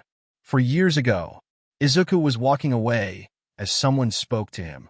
Psycho. Izuku. Izuku stopped his back, turned to her, not even looking back. Psycho. Why are you keeping your distance from me? Why are you so cold, so distant? I want to be there for you, but you won't let me in. Izuku, can't you see that I care about you? When did you get so cold? Izuku said nothing, still keeping his back, turned to her, not looking her in the eyes. Psycho. So you're not even going to look at me? Why won't you turn around and look at me? Izuku still said nothing, which further angered her. Psycho. Damn it, say something, you idiot. Can't you see that I love you? She then had tears coming from her eyes, looking at the back of Izuku, who still refused to look at her. Izuku. Just forget about me. Nothing good can come from loving me. You'll be saving yourself from a lot of pain. Just live your life and pretend I never exist. He then walks forward and opens the door. He walks out, closing it behind him. Present. Red Hood. Good to see you again, Izuku. Izuku. Always good to see you, Red. Nagant. Wait, the Red Hood, the same Red Hood that killed the Joker all those years ago? Red Hood. The one and only Lady Nagant. Izuku. So what did you find out? Red Hood. That group that attacked the League of Villains are a new group. Guess you can call that their villain debut. The girl Seryu is the girl you were talking about. Izuku. I see she escaped when Dabi and Stain took on the Meta Liberation Army 2 years ago. Size seems like we need to deal with this group before they become too big of a problem. Red Hood. I couldn't find anything on that Miss guy and the one you call Shigaraki. Izuku. So nothing came up at all, huh? Red Hood. No, and that's strange. A guy like that would probably be easy to find. Izuku. That Shigaraki guy couldn't have been the brains of the operation. They got into UA, got info on where the class was going, and made sure they caused a ruckus only to destroy the gate and get inside. There is someone else pulling the strings. A man-child like that is not the boss. Red Hood. So what are you going to do now? Izuku. I'm going to talk with Nagenda and come up with a plan for these guys. Looks at his team. Dabi, stay with me. Nagant, Toby, you can go for now. We will meet up later. Both women nod as they left, leaving the 3 men there. Red Hood. I'm gonna go visit Niza. Figured I say hi to an old friend. He then walks off. As they were on a building, he shot his grapple gun, attaching it to another building, and leaped away. Dabi. So what are we gonna do, boss? Izuku. Come with me. They both made their down from the building roof they were standing on as they walked the streets. Izuku. I got a visit from Stain the other week, remember? Dabi. Yeah, he visited me as well. Told me that some serial killer has been roaming around at night in Kyoto. Izuku. Well, I want you to find out who this serial killer is. Word is he has been cutting off people's heads, making people fear to even come out at night. Dabi. So you want me to gather info on the wannabe boogeyman? Consider it done. So how you feeling about having to be a bodyguard to the people you hate? Izuku. Don't even get me started on TH. He was cut off as something hit his leg. The two looked down to see a child. Izuku. A child. The little girl looks up at Izuku, who knelt down to look at her. Izuku. Are you all right? The little girl quickly latched onto him, shaking in fear, confusing both Izuku and Dabi. Izuku. Kid. Dabi. She looks frightened by something. Oh, there you are, Eri. Izuku and Dabi look to see a man walking up to them. I am sorry if my daughter caused you both any trouble. Dabi. Thinking, wait, this guy. Thinking that guy with the green hair looks familiar. Izuku looks at the man for a moment, then looks at Eri, who is shaking as she tightens her grip on the green-haired boy, who then looks back at the man. Izuku. So this is your daughter? Yes, she ran off from me because I was scolding her for throwing a tantrum. Izuku. I see, but I am curious, why does she have all these bandages on her? Well, Eri is extremely clumsy. Izuku narrows his eyes at him. Izuku. Oh, is she now? Yes, come on, Eri, it's time to go. Let's stop bothering these nice heroes. Eri did not move, as she was still shaking in Izuku's grasp. Eri. Whispers, please don't go. Izuku then widened his eyes for a moment. Flashback 6 years ago. Izuku was sitting in an alley as the rain was pouring down on him. His clothes were dirty and ragged as he held his head down. Izuku. Why am I forced to live like this? I just want to die and end this suffering. Flashback over. Izuku then looks at the man. Izuku. Yeah, I don't think so. Dabi, get the kid. Dabi takes Eri from Izuku, who pulled out his badge, showing it to the man. Izuku. I'm going to have to ask you some questions, sir. It would be in your best interest to cooperate. Don't do anything stupid. But of course, what do you say we talk about this privately out of sight? Izuku nods, and looks at Dabi, who nodded as well. They followed the man into the alleyway. Izuku watched him cautiously, and saw the man want to take off his glove. Eri tried to get out of Dabi's grips, but couldn't. The man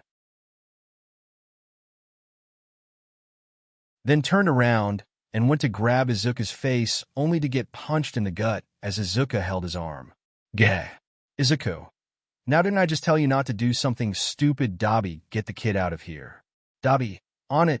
He channels flames to his feet as he flies off with Eri in his arms while Izuku stayed with the man. Izuku. Now tell me, what were you doing to that little girl? Answer the question. Like I would answer a sick hero like you. He then went to touch Izuku with his other hand, only to be punched in the face and sent back. Damn it, give Eri back to me. Izuku. I don't think so. Kai Chisaki aka Overhaul smirks. Izuku then puts on his black gloves as Overhaul's eyes narrowed. Overhaul, so you know me? How well? It doesn't matter. Izuku. I knew I saw you face somewhere, but then it hit me you're that Overhaul guy. Rumors say you took over the Yakuza, but I am more curious about that little girl. She was scared to death of you. I am telling you, if you answer my questions, I might leave some of your bones intact. Overhaul. TCHU disease heroes are nothing to me. He then went to place his hand on the ground, but was met with a ferocious punch to his gut. He then kicked Overhaul, sending him sailing out of the alley. As he hit the ground hard, they were now in an abandoned construction site. Overhaul got back to his feet, only to be met with a knee to his gut, so hard some of his ribs were broken. Izuku then uppercut the man, sending him airborne, only to appear above him and elbow him in the back, sending him to the ground with a boom. Izuku slowly descends to the ground and stomps on Overhaul's back, making the bird mask man scream in pain. He then walked to where his head was and stomped his head into the ground. His bird mask was destroyed at this point as Izuku spoke. Izuku, you know I wanted to make this painless as possible, but you just insist on doing things the hard way. He presses his foot harder, making the man groan in pain. Izuku, tell me what you were doing to that little girl. Overhaul, screwed at you. Izuku, I see.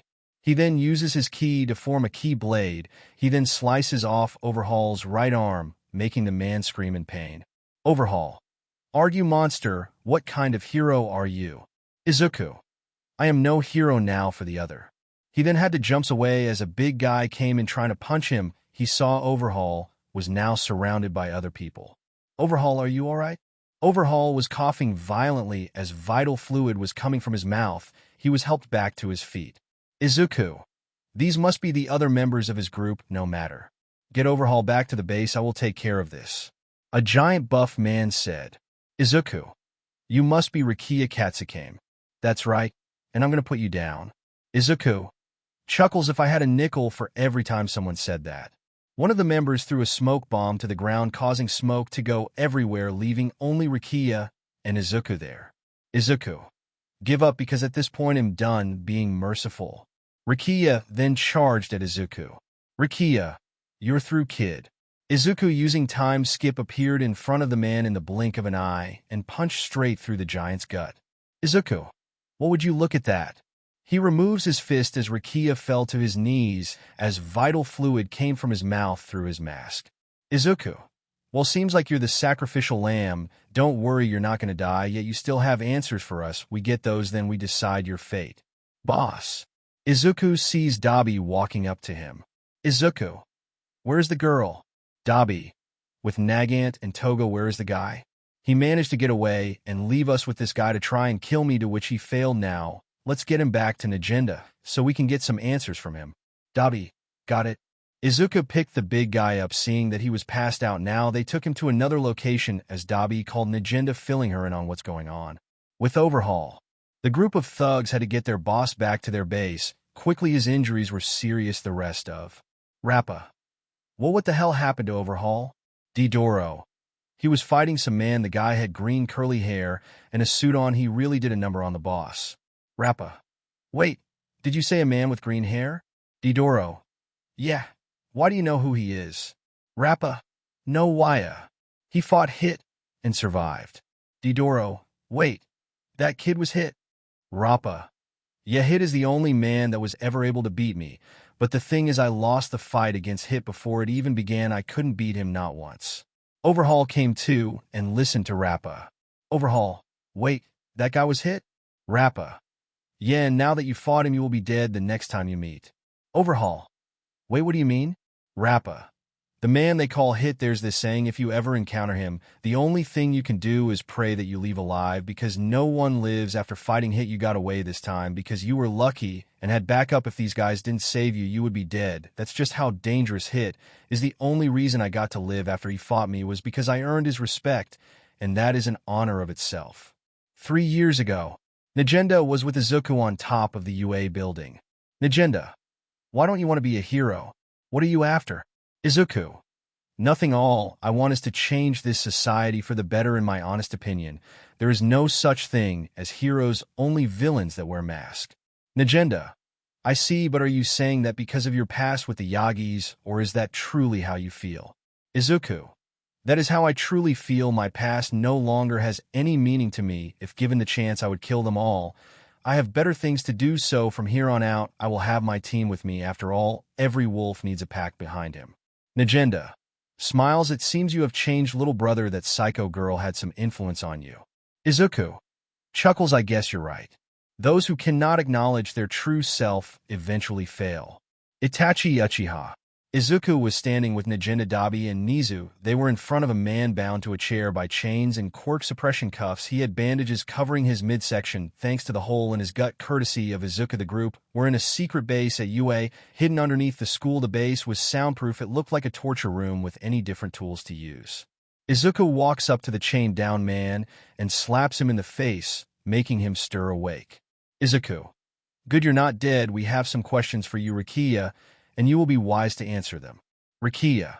I am not telling you anything. You foolish heroes don't know who you're dealing with. Izuku. I see, loyal till the end. Too bad. We probably would have let you live longer. Nagenda. Don't worry. By the time he is done with her, he will be singing like a bird, and we will know all their dirty secrets. Nagenda looks to her left. Nagenda. You can come do your thing now, Winter Queen. A woman walks out from the shadows as Izuku smirked while Dabi started shaking. So this is the person I am supposed to torture. The woman looked at Rikiya, and the man didn't admit it, but the woman sent shivers down his spine as the woman smiled evilly at him. Istef. Looks at Izuku. It's good to see you again. Izuku, how is my daughter doing? Have you been treating her well? Izuku. She has been doing fine, and don't worry, I am treating her just right. Istef. Good to know. We will have to catch up later, sweetheart. I have some torturing to do. She looks back towards Rikiya. Istef. You can leave him to me. Dabi. Thinking this woman still terrifies me. Nizu. Well, let's leave her to it, come on. Izuku, Dabi, Nagenda, and Nizu walks off, heading out the door as Istef began her torture on Rikiya. Rikiya. What are you doing with that? And oh, wait, stop, don't gar. His screams of agony went silent as the door closed behind the group as they left and made their way back to UA school. Dabi. Every time I am around that woman, she shows me why I am glad she is on our side. Izuku. Chuckles, that's his death for you. Nagenda. She is a piece of work, but she is great at what she does. We should have information on Overhaul and his group. Izuku. Okay, then I'm going to go check on the kid. Dabi. Well, I'm going to go check out that serial killer in Kyoto. Catch you later, boss. Dabi walks off, leaving the family duo to walk the halls of UA until they came to the infirmary. Knocking on the door they heard come in as Izuku went in first as he saw Eri, who looked at him immediately. Eri. You're alive. Izuku. Of course I am. Recovery girl RG. The girl is malnourished, other than that she seems fine. Izuku. I see. So Eri, do you have any parents? She shakes her head no. Eri. I never met my mom and my dad. Izuku. I see, don't worry, everything will be okay. That man won't hurt you ever again, all right. With Nagenda. Nagenda.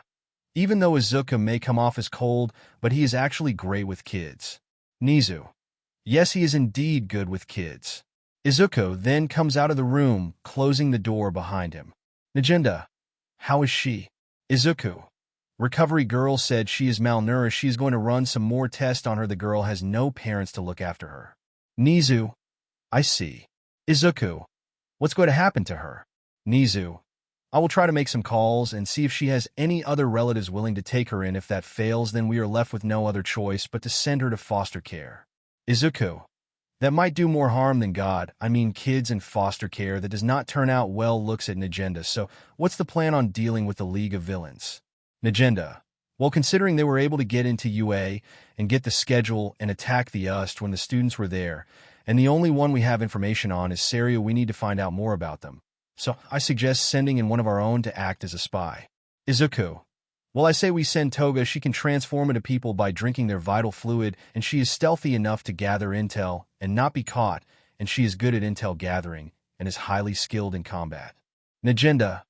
Are you sure she can do this? Izuku. Yeah, I have faith in her. Nagenda. Okay, inform her on what she has to do. If she wants the mission, then let me know. Izuku. Got it. The bell rings, signaling classes to be over. Izuku. Well, better get to Psycho's class. See you guys later. Nagenda. Actually, I'm going to walk with you. There is something I need to speak with Aizawa about something. Izuku. Okay then.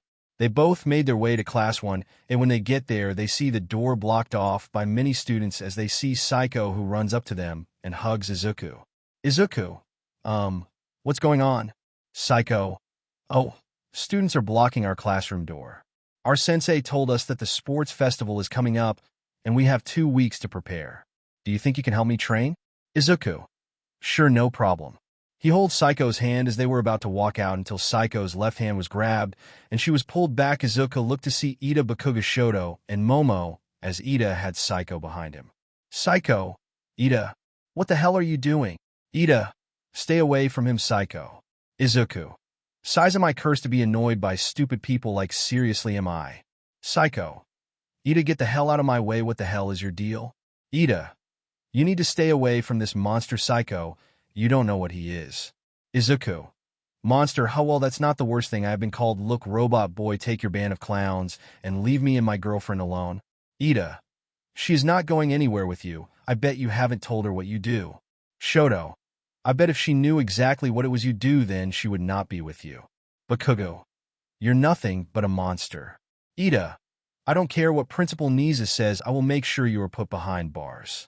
The rest of Class 1A came up to see what was going on. Zero. Hey, what's going on? Bakugo. We're just dealing with a criminal. Kirishima. Hey, it's that guy who was with Mr. Aizawa. Izuku. You know, it's funny that you say I should be put behind bars, but stop trying to be something you are clearly not. You say I'm a monster, yet I haven't done anything horrific, and you sit there and judge me. But I bet if your classmates knew exactly what you all did, they would see who the real monster is. Besides, just like earlier, you can't do anything to me like I said. So let my girl by because I have something to do. Ida.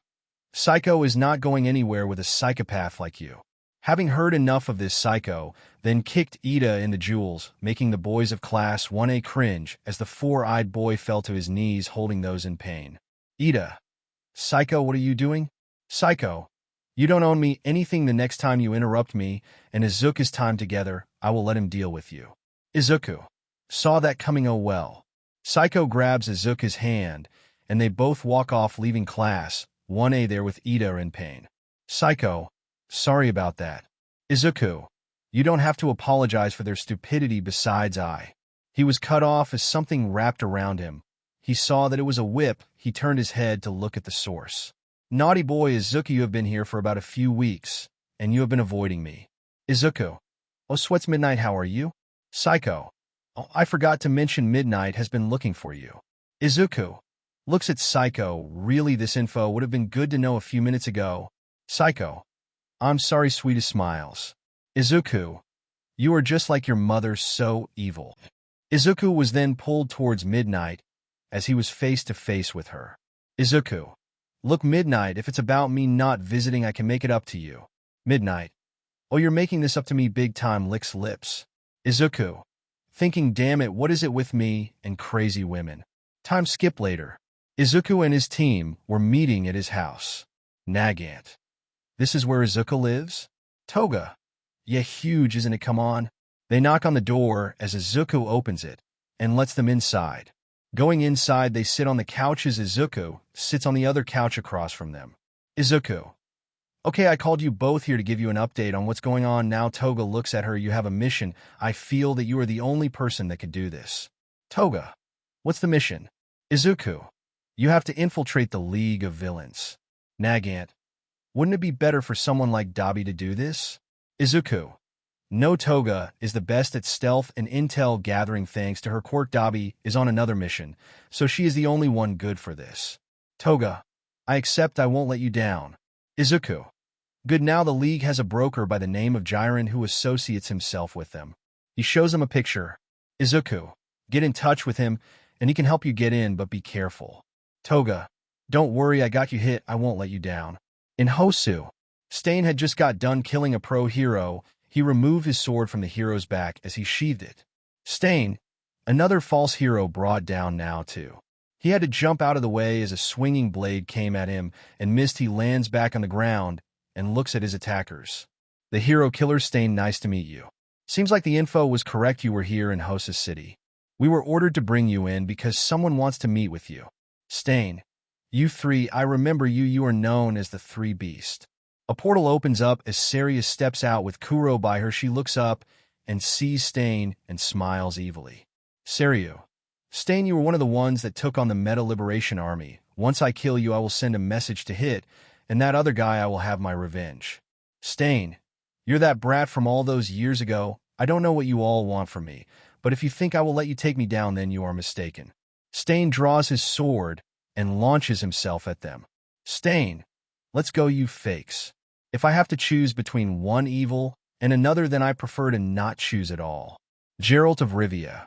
Stain rushed at the individuals going for the big guy, who removed his axe from his back and charged at the hero killer, both men meeting in the middle, clashing their blades, trying to overpower one another, but Stain then jumped back to avoid Koro's giant fist from hitting him. Stain, thinking I have to be careful dealing with them, especially with that mutated dog. The man known as Liver appeared behind Stain with a sword in his hand, raised to take the man's head off, only for the trained assassin to block it with his own sword as Liver went for multiple slashes attempts, but Stain was easily blocking them. Stain then used his sword to knock Liver's blade upwards, quickly taking advantage. Stain then goes for the stab, but as he then sees Deidara behind him, aiming to slice him in two, Stain then jumps at Liver, using his foot to land on the silver man's chest. Using the momentum, Stain backflips in the air above the two killers as the killer landed on the big man's shoulders with his sword pointed down at him. Deidara, what the? He was silenced with the sword piercing through his skull, going through his mouth. Stain removed the blade and jumped off the big man as he fell to the ground, now dead, with the said killer looking at his remaining opponents. Stain, still think you can win? Meow. Of course we can. The boy pulls out his flute, but before he can play it, he was pierced through right hand, courtesy of Stain, who appeared beside him in an instant. Stain then kicked the boy, sending him right into the wall as he hit the ground, now on his knees. Stain then licks the blade with the boy's vital fluid on it. Meow felt his body suddenly stop moving. Meow. What happened? I can't move. Stain, should have done your homework before coming to face me. You're all fools. I am going to do what is necessary. He then moved at insane speed, heading for Liver as they clashed swords once again. Stain, for a true society to be born villains like you must be gone from this world. Liver, tch, you talk about a true society, yet you kill many heroes and villains all for the sake of this true society. Such a hypocrite you are. Stain, you will never understand. Let me show you my resolve. Stain then went on the assault with his sword strikes as Liver did his best to block and parry them, but with much difficulty the clashing of blades stopped when Stain pulled out one of his knives and threw it at the silver-haired man, who dodged, but Stain suddenly moved quickly and was able to slash the man on his right side, making him jump back. But Stain then licked the vital fluid on the blade, which caused Liver to become paralyzed as he dropped to his knees, unable to move a muscle. Liver, what is this? Stain rushed at the silver-haired man, aiming to finish him off, only to dodge another punch from the giant muscular dog named Koro. The man then looked at Seiryu, who landed at Liver's side. Seiryu, Captain Liver, what happened? Why can't you move? Liver, I don't know. Suddenly he slashed me, then moments later I'm on the ground. This man is truly a deadly adversary. Seiryu looked at Stain with anger in her eyes. Stain, I knew we should have went after you back then, but after fighting that army, we were simply too tired to deal with you. I won't make that same mistake, girl. You die here today along with your little friends. Koro was beside Seiryu as they got ready to fight until they heard someone coming. Hero killer. Stain, stop right there. Stain then turned around to see Ingenium, aka Tensei Ida, older brother of Tenya Ida. Stain, thinking what the hell is he doing here? Ingenium, I have been searching all around for you, the many heroes you have killed, and now you attack others. Stain, no, wait, you don't understand. He was cut off as Tensei fired up his engines and rushed at him. Stain had to dodge a kick aimed for his head. Ingenium went on the assault, trying to take down Stain, while Seiryu and Liver were smirking at this. Seiryu, this is our chance. Koro, go berserk. The dog responded by buffing up. Not only that, but its skin started to change. The dog was now looking more like a hulking beast. Stain and Ingenium stopped their battle, seeing the monster. Stain, thinking not good. The beast then moved at insane speed as it punched Stain, who did his best to block the hit, but the momentum sent him flying straight through the wall. Ingenium, what in the? He was then grabbed by the leg and then slammed repeatedly on the ground, making his helmet be destroyed, showing his face as the beast held him upside down. Ingenium, what's going on? Liver, oh, nothing. You did a good job at distracting Stain long enough. We did have orders to kill him if it went too far, but thanks to you, this just made our job a lot easier. Liver stands, not feeling the effects of Stain's quirk as it wore off. Liver, and now to dispose of you. He aimed his right arm at him. The ring on his finger glowed purple as water from a water tank on the building next to them as a current of water surrounds Liver, turning into a water serpent. Liver, now you. Koro's arm that was holding Ingenium was suddenly cut off thanks to Stain, who then grabbed the hero and leaped away, gaining some distance. Stain was standing with some difficulty as the man was breathing hard with vital fluid streaming down his forehead, a busted lip. Still, he held onto Ingenium by the back of his costume. Ingenium, you saved me? Stain, even though you tried to attack me, from what I have heard and seen you are a true hero, but you shouldn't have gotten yourself involved in this. Seiryu, still alive, you are hard to kill. Liver, do not worry, he will not be alive any longer. Liver sends the water serpent to attack. The serpent came at them with insane speed. Stain then grabbed the giant man he killed earlier and used him as a human shield to block the attack as best he could, but Stain then had his head grabbed by Koro. The monster slammed him into the ground, creating a small crater. He then lifted Stain up, but then the beast then got a super speed kick to the face courtesy of Ingenium, who grabbed Stain out of the monster's grasp and went to run away. Ingenium, this is a fight we can't win. Seiryu, and oh, you will not escape, not this time. Stain. Ingenium continued to run, but he was then shot in the left leg, making him fall to the ground. He tried his best to crawl, but his right leg was grabbed by Koro, who then lifted him off the ground and held his body in the air over his head. Seiryu, now Koro break his back, bringing the hero down with authority. Ingenium's back collided with the monster's knee, causing a snapping sound to be heard as Ingenium screamed in pain. The beast then dropped the hero on the ground, as he was now unable to move at all. Liver, impressive display. Stain then used what strength he had to move, using the walls to his advantage. He leaped towards the beast and stabbed it right in the eye. Stain, thinking, I have to take this thing down now. If I don't, I will never be able to deal with those three. The monster then grabbed Stain with both hands as Stain struggled, but using its left hand it grabbed Stain's right arm and ripped it off completely. Stain, gah. Vital fluid dripped from the stump. Stain then kicked the beast in the face, doing that he was able to get out of the monster's grasp and land back on his feet. He jumped back while using his remaining arm to grab Ingenium and get him out of there. Stain, this is bad. Stain then reached into his back pocket, grabbing a phone, and quickly sent out his location. Seiryu, I told you today was the day you die. Stain looks at them as he steps forward. Stain, you think I will just sit back and let you kill me? None of you are worthy of that honor. There is only one man who has the honor of taking my life. He then unleashes killer intent, making them freeze in their tracks. Stain, it is worthy. That is the only one who can take my life. I won't be killed by no villains or any false heroes, so come at me, you fakes. He then grabbed his sword and rushed at them with incredible speed. He moved past Koro as Seiryu fired her guns at him, but Stain sliced through every bullet and bounced from wall to wall and was able to stab the girl in her right shoulder, making her scream in pain. Stain jumps off her and then spins as he comes down to deliver a slash to Liver, who blocked with his own sword, but Stain then kicked the blade out of the silver-haired man's hands. He then sliced off Liver's right arm, making the man scream in pain. Liver, thinking, this man, what the hell is he? He lost his arms. He was beaten down badly, but even with those injuries, he is able to do this. No, he is no human. He is a monster. Stain, die. He went to pierce the man's heart, only for the blade to be grabbed by Koro, who then punched Stain away, sending him back as he bounced on the ground like skipping stone and landed by Ingenium, who was out cold and needed serious medical attention. Seiryu, I have waited for this day for so long. Once I kill you, it will be next, and then the rest I will make you all pay. She was able to fire more shots until blue flames were blasted at them, with Koro standing in front of Seiryu taking the attack. Suddenly, two people came down in front of Stain. Dabi, good thing I was in town. I got your location signal. Leon, we were doing some investigating on the serial killer that has been around as of late, but now it seems like you need a hand. Stain, Dabi, Leon, Seiryu. So what, just because there are more of you doesn't mean anything. Liver, now to NT.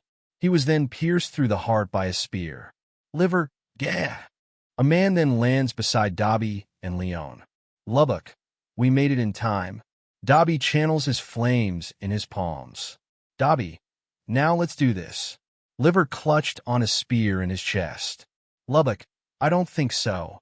The wires inside Liver wrapped around his heart, crushing it, killing the man. As Liver dropped to his knees and fell forward as he was dead, Niao went to grab his flute, but he was shot through the head by an energy beam as someone from far away with pink hair fired the shot. Mine. Target is dead. Dabi. Seems like it's just you and the mutt girl. Do yourself a favor and surrender, and I promise I will leave something left of your dead body. Seryu. I will kill you. Dabi. If anyone's dying, then ITSU. Dabi then blast a vortex of blue flames at them, but they were warped away thanks to Kurogyri as the flames missed. Dabi, damn it. Stain then started coughing violently as vital fluid was coming from his mouth. Dabi, Stain, Leon, this is bad. We need to get him medical treatment fast. Stain, get that ingenium. He then started coughing again. Dabi, I got Stain, you get ingenium. Dabi then wrapped Stain's left arm around his shoulder, channeling flames to his feet. He blasted off, heading to the nearest hospital he could find. Dabi, damn it, Stain, don't you die on us. 2 years ago, Izuku was standing in front of Dabi and Stain. Izuku, are you sure you guys want to help me with this mission? This is dangerous. We might not be able to come back from this. Alive. Dabi. There is no way you're doing this alone. Besides, if we let that happen, your girlfriend would kill us. Stain, if we die during this mission, then we die for our cause, which is to make a true society. So we're doing this. Izuku, I see. He then walks forward as they follow behind him. Izuku, let's do this. Flashback over. Dabi, thinking, I swear, after everything we've been through, you're not going to die, I swear it. The true measure of a shinobi is not how he lives, but how he dies. It's not what they do in life, but what they did before dying that proves their worth. Jiraiya. Dabi ran inside the hospital carrying a bruised and beaten down Stain in his arms. Dabi, I need a doctor quick. Many nurse runs up to him with one going to get a gurn for the killer as they checked on him, while one nurse came back with a gurney, and 2 doctors. They then placed Stain on it, checking him over. After seeing who he was, the doctor turned to Dabi and spoke. Doctor, sir, why did you bring the hero killer here? Dabi, does that really matter? Right now he needs help badly. Doctor, I am sorry, but you would just have to take him to Anoda. Before he could finish, Dabi grabbed the man by his white coat with his left hand while channeling flames in his right hand. Dabi, look, I am not in the mood for a game, Doc. Now listen, either you help him or I will burn down everything and everyone in this hospital, got it? The doctor's eyes went wide and nodded. Dabi, good. He let the doctor go, and he instructed the nurses to bring him to a room, while Dabi pulled out his phone and calls Izuku. With Izuku. Izuku was with Saiko in her dorm room, talking to her about the sports festival. Izuku. So what's your strategy for winning the sports festival? Saiko. Well, I know that there will be a lot of people gunning for both of our classes because we were part of a villain attack. Izuku. You don't worry, having a target on your back could be a good motivator in a way. Saiko. Oh, and how is that? Izuku. Well, he was cut off with his phone ringing. He picks it up and answers it. Izuku. Hello. Dabi. On phone, boss, it's Dabi. Izuku. What wrong, man? You sound panicked. Is everything all right? Dabi. It's Stain. He was attacked by the League of Villains. Izuku. What? He gets off Saiko's bed, standing up. Izuku. Where are you? Dabi. I'm at the hospital with him. He was in very bad shape when I brought him, man. Izuku. Those guys from the East? Izuku. Okay, I am on my way. He hangs up and looks at Saiko. Izuku. Saiko, I'm sorry, but something has come up. Saiko. What's wrong? Izuku. It was Stain. He was attacked by the League, the same League that attacked you guys at the East. I will be in touch, but I have to go check on my comrade. He then goes out the door, leaving her there. Running out of the dorms, everyone was wondering what was going on, but Izuku took off into the skies, flying to where the hospital is. Dabi texted him the hospital name and increased his speed. With Nagenda. What, the League's attacking strain? Mine. Don't know. We met up with Dabi, who was already on his way to his location. Lubbock. Stain was pretty banged up. He was missing his left arm and bleeding very badly. Leon. Dabi rushed him to the hospital, and he hasn't sent word yet on what his condition is. Nagenda. Seems this League of Villains keep getting more troublesome by the minute. First things first, we will go to the hospital to check on Stain. He was a member of Izuku's team, but he is still a Dark Knight member. We look out for one another. Izuku lands right in front of the hospital and runs inside. Seeing Dabi sitting down, he goes over to his ally, placing a hand on his shoulder, making the blue flame quirk user look up at him. Izuku, any word on Stain? Dabi, no, nothing at all. Izuku sits down beside HS teammate. Izuku, tell me everything. Dabi explains the situation with Stain and how he found him wounded. Izuku, Seryu that bitch. Dabi, yeah, and that Korjiri guy took her away along with that dog of hers. Nagenda walks in with Night Raid behind her. She walks up to Izuku. Nagenda, Izuku, Dabi, are you both alright? Izuku, we will be fine once we know Stain's condition. Mine, you guys really do care about Stain, huh? Izuku, Stain was the first person I recruited to join my team. I saw the same drive to change this society matched my own. Dabi, me, Stain, and Boss had each other's backs. We went up against the Meta Liberation Army together and came out of it alive with him. We inspired more people to our cause from the Meta Liberation Army. That is how our organization got so big that we had to expand. Nagenda, yes, we are now stationed in different countries, bringing our own justice in the dark and exposing the fakes and villains in the light. 45 minutes later, they then see the doctor approach them, gaining their attention. Doctor, are you all here for Stain? Izuku, yes, how is he? They all looked at the doctor, waiting to hear the condition of their ally. Doctor, I am sorry, we did all we could. Izuku's eyes widen, and so does Dabi's. Doctor, the injuries he sustained and the amount of vital fluid he lost, not to mention the vital organs he was shot in, he is far too damaged. I hate to say it, but Stain will not last much longer. Dabi, you're lying. Doctor, his internal organs are too damaged and major amount of vital fluid loss, and his skull was cracked. Doctor, he had multiple broken ribs, and some were even puncturing his lungs, and the loss of his arm, I believe. Whatever battle he was in left him in pretty bad shape. He is awake, but he does not have long to live. Izuku lowered his head, hearing the news of his ally teammate and friend Dabi, who held his head down. Izuku, can we see him? The doctor nods and leads them to Stain's room. Izuku and Dabi enter to see their fallen comrade with a breathing mask over his mouth, barely clinging to life. Opening his eyes, Stain looked at both of his comrades weakly. Dabi, Stain. He walks up to the bed as Izuku does the same. Stain, Izuku, Dabi. Izuku, I can't believe those guys did this to you. Stain, I doubt Ingenium, how is he? Izuku, Ingenium? Dabi. He was in bad shape. The doctor said he will never walk again, but he will live. Stain, I see, that's good. Izuku, Stain, I don't think I'm gonna make it. Dabi, don't say that. Stain glances at Dabi, who was on the verge of crying. Dabi, we've been through worse than this, man. Come on, you, me, and Izuku, we were supposed to change this society together to get rid of all the fakes and reclaim the word hero. You can't die, man. There is no one we respect more than you. You can't die. Tears hit the ground with Dabi letting out his emotion. Stain, seeing this, looked at Izuku, who kept an emotionless face, but on the inside he was hurting seeing Stain in this condition. Stain, Izuku, come closer. Izuku walks up to Stain's hospital bed as the vigilante spoke. Stain, do you remember what I asked you to do for me if we ever had to face each other as enemies or I was on my deathbed? Flashback 4 years ago. Stain, I will join you, kid. I want to see the path you walk, but I have one request. Izuku, what is it? Stain, if the time ever comes where we must face each other as enemies, or if I am on my deathbed, I want you to be the one to end my life. Can you do that? Izuku turned around and spoke. Izuku, yeah, I can do that. Flashback over. Stain, I know this is a selfish request, but I do not want to die suffering. That was never the way I wanted to go out. If I'm going to die, then I want to die by the hand of a person I respect and admire. You are the only one worthy of that, the only one capable of taking my life. Izuku clenches his fist tightly. Stain, I can see it even now. He then coughs violently and continues.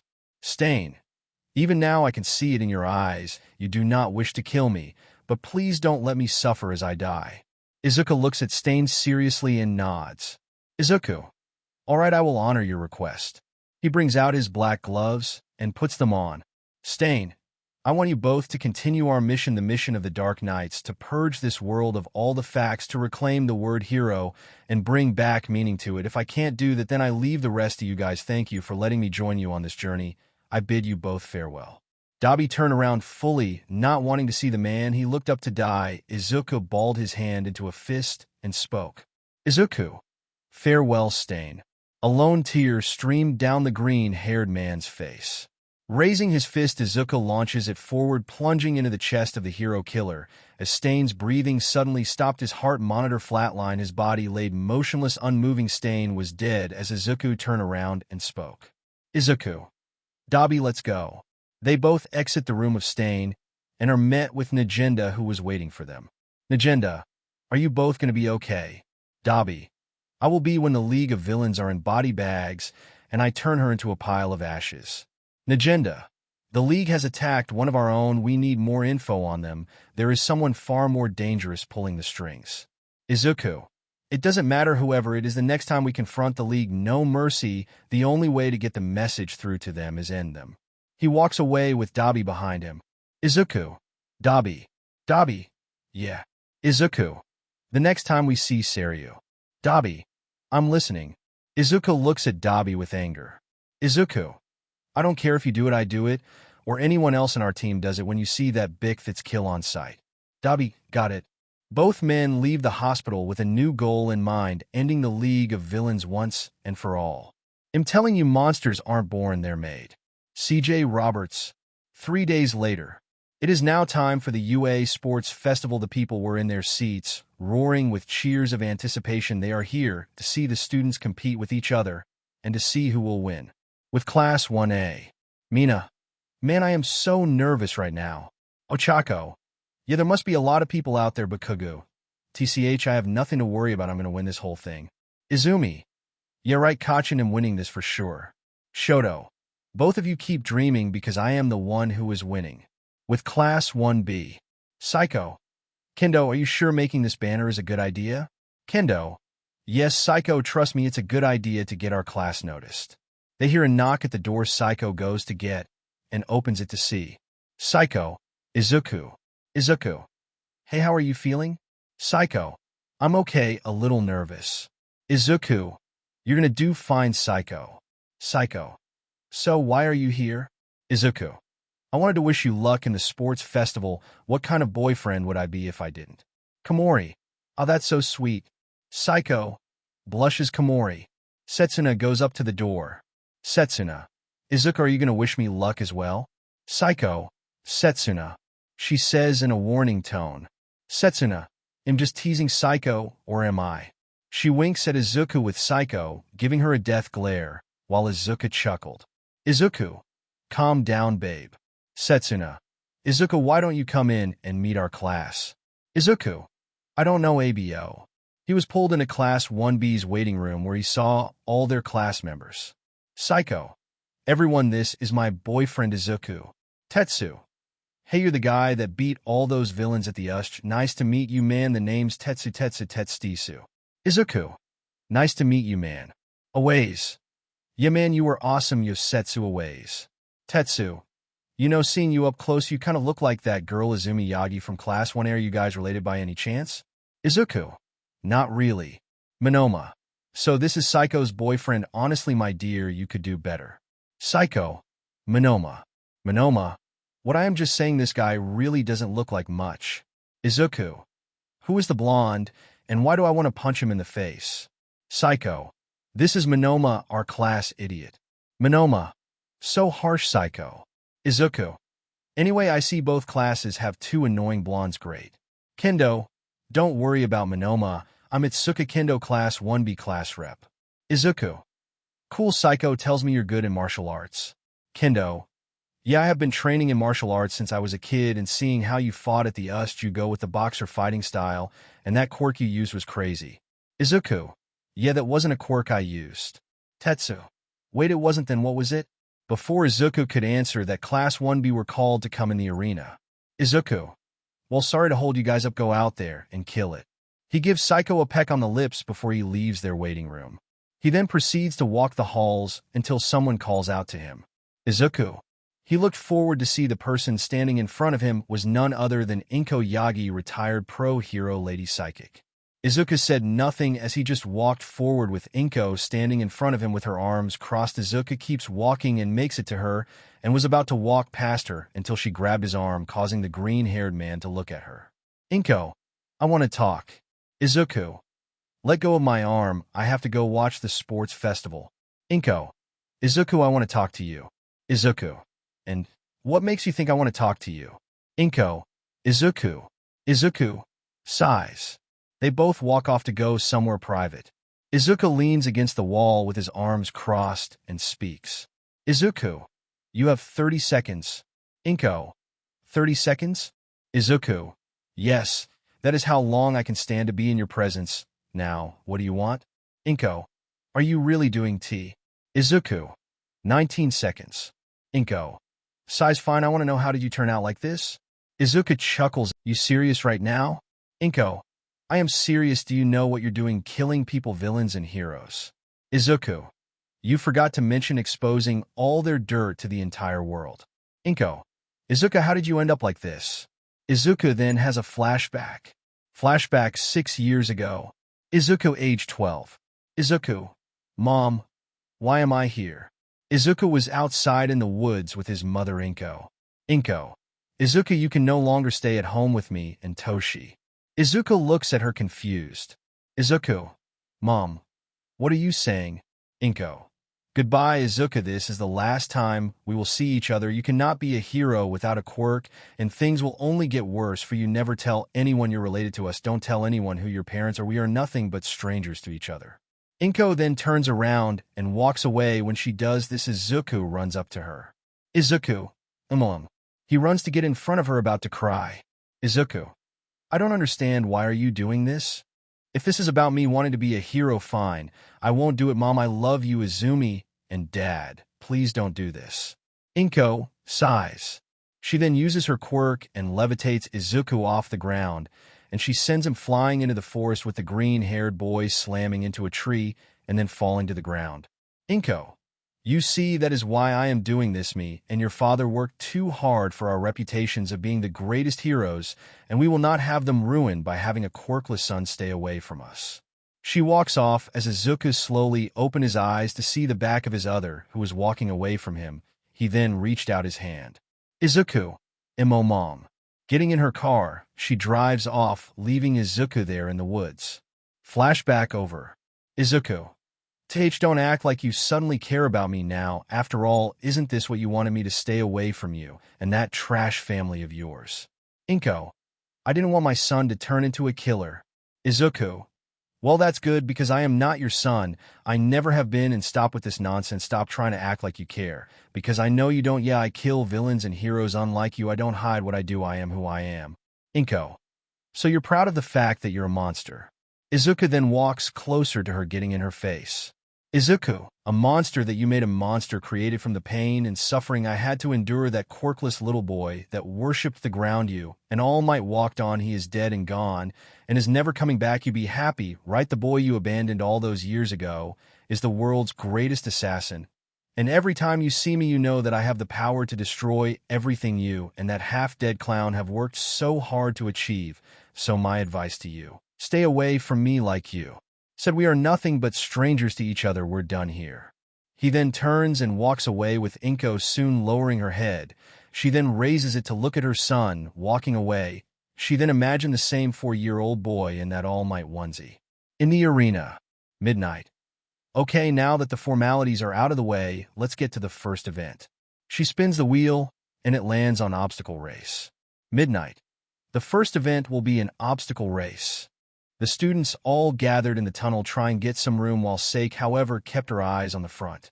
Izuku made it to the teacher section where he saw his dad, and Isdeath sat down on the couch next to him. While Isdeath was sitting on the chair, they watched the first event about to start.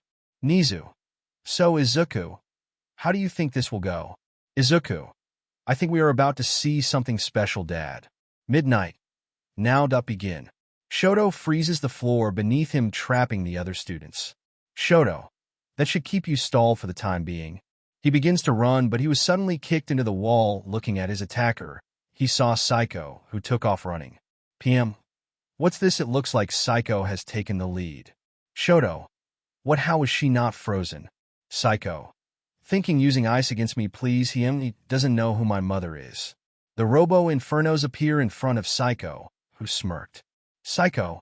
Oh, this just got fun. Placing her hand on the ground. Psycho. Just like you said, mother, anything that gets in our way will freeze.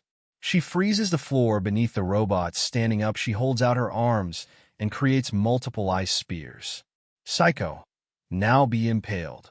Firing them forward, the spears pierce through the robots all throughout their bodies. The robots exploded as Psycho used a piece of scrap from the robots to slide on the ice as she uses her powers to make more. PM.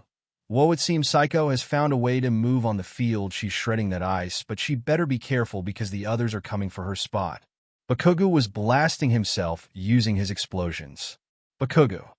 How the hell did Deku's Bic get ahead of me, and since when the hell would she use ice? With Izuku. Izuku. I take it you had something to do with her using ice, Istef? Istef. Well, she is my daughter, what did you expect? Nizu. Interesting, but let's see how she handles the fall. Psycho slid all the way to the fall. Psycho. Really, this is it? Sending ice to her feet, Psycho slid on the ropes with ease and continued to do the same in order to keep first place. Aizawa. Thinking she would be able to use her ice powers so perfectly. PM. This is crazy. Is there anything this girl can't do? Psycho then moves on to the minefield. Psycho. This might be a bit troublesome. Oh, I know. Placing her hand on the ground, she creates a giant ice pillar to add on. She makes herself an ice trail down, creating the end as a ramp. PM. Hold on, what exactly is this girl doing now? Psycho then creates a small sled and slides down the trail and flies off the ramp, making her go into the air above the minefield. PM. No way did she just do that. I can't believe it, folks. Psycho Intelli has been on fire in this event. Falling to the ground, she blasts a downward ice trail and slides on it. When her feet touch the ground, she starts back, running, leaving the crowd stunned with them, soon roaring with cheers for the blue-haired woman. Istef. And that's how you do it, that's my girl. Nizu. Mrs. Death, you trained her quite well. She can use her ice powers very well, I might say, even better than Todoroki. Momo. How in the world can Psycho do this? Shoto. Since when could she use ice? She uses almost better than I could. Bakugo. Keep your eyes on the prize, icy hot. While they were fighting, Psycho made her way to the finish line and crossed it with roars of cheers from the entire crowd. PM.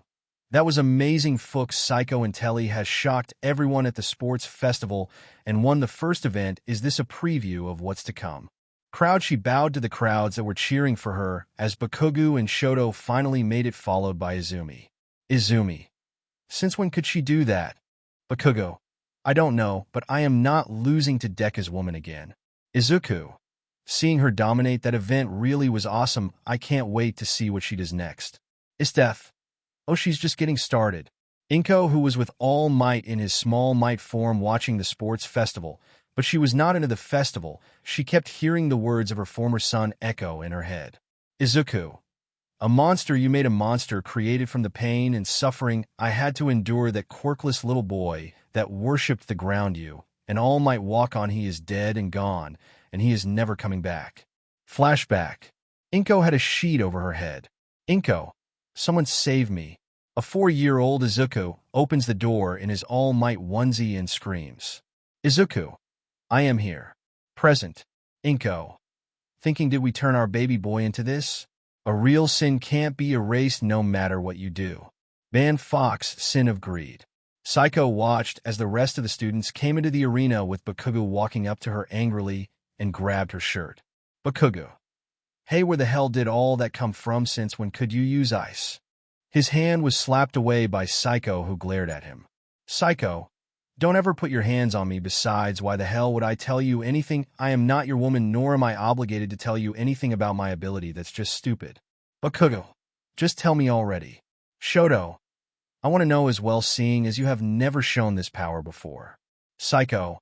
I always had this power, I just never shown it. Instead of worrying about me, you should be getting ready for the next event. She then walks off, leaving them, and goes to her classmates. With Izuku. Izuku. So, Isteth, did you manage to get info out of that guy, Rakia? Isteth. Yes, I did. He sang like a bird. When I was with him, the guy was literally begging me to kill him. Izuku. Really? So where is their hideout? Isteth. All the info I gathered, I gave an agenda. She sent out her team to scout out their bases. It seems they had more than one base of operations. Izuku. Looks at Niza. Have you managed to find Aries' relatives? Nizu. The girl has no other family. I am afraid I might have to put her in foster care. Izuku. That would definitely do more harm than good. Why don't you let me take care of her? Nizu. Are you sure you can handle taking care of a child, Izuku? Izuku. Trust me, it will be fine. Besides, I know better than anyone how important a parent is in a child's life. Nizu. Okay, then we will deal with this after the sports festival. Back in the arena. Just a heads up, I will be skipping the cavalry battle, just so that I can get to the real action. Midnight. Okay, now that our competitors are chosen, we will now see who will fight who. Match 1. Psycho Intelli vs Hitoshi Shinso. Match 2. Shoto Todoroki vs Hanashiro. Match 3. Katsuki Bakugu vs Ochako Uraraka. Match 4. Mina Ashido vs Yuga Aoyama. Match 5. Momo Yaoyorozu vs Tokoyami Fumikichi. Match 6. Tenya Ida vs Mei Hatsum. Match 7. Denki Kaminari vs Ibara Shiozaki. Midnight. Now we will take a 20-minute break for lunch, but we will be back for the rest of the sports festival. The students all make their way to the cafeteria while Psycho went to meet Izuku, who was with Nizu and Isteth watching the sports festival. Izuku. There's my genius. Want to grab a bite to eat? Psycho. Sure. They both leave and made their way to the cafeteria. They get their food and made their way as they were called. Kendo. Psycho. Izuku. Over here. Izuku. So we're sitting with your class, I see. Psycho. Yeah, come on. They go over to Class 1B's table and sit. Tetsu. So, Izubro. How have you liked the sports festival so far? Izuku. I have to say I am impressed. Setsuna. Come on, you don't have to lie to us. Izuku. I am not. Look, not everyone is proficient with their quirk, and that's mainly why everyone is here to show the pros how far you have come. Even if you don't make it through the rounds, you can still be scouted, so don't feel too bad. Aways. You know I like this guy, he's awesome. Psycho. Kendo. So, Izuku, I have to ask, why are you here at UA if you don't have a quirk? Izuku. Oh, that's because Nizu is my dad. Class 1B. What? Izuku. Can you guys please keep it down? Ibara. I didn't know Nizu was your dad. Kendo. Neither did I. Izuku. Well, now you guys know, but don't worry, you guys are cool with me. Tetsu. That's good to hear. So do you go to any other hero school? Izuku. No, not really. Being a hero doesn't interest me. Don't get me wrong, I respect some heroes, and what they do, I just don't want to be one. Komori. Huh, but the way you handled those villains at the UST, you would be a sure-in for the hero course. At any school, why don't you want to be a hero? Izuku. Well, that's a long story, so what do? Hey DKU. Izuku sighs. I swear, you know, sometimes I think this guy is obsessed with me. Why can't I have a moment of peace? Katsuki Bakugu stood beside Izuku, who was sitting down with Class 1B, glaring down at him. The green-haired boy looked at the angry eyes of the blonde with his emotionless gaze. Izuku. Look, if you want a doggy biscuit, I don't have one, so you get lost, Pomeranian. Bakugu. That's not why I'm here, jackass. Izuku. Then what do you want? Because I was enjoying talking with the lovely people of Class 1B here, and then you came to annoy me. Now what do you want? Bakugu. Look, nerd, just because you got a lucky punch on me the last time doesn't mean a thing. Izuku.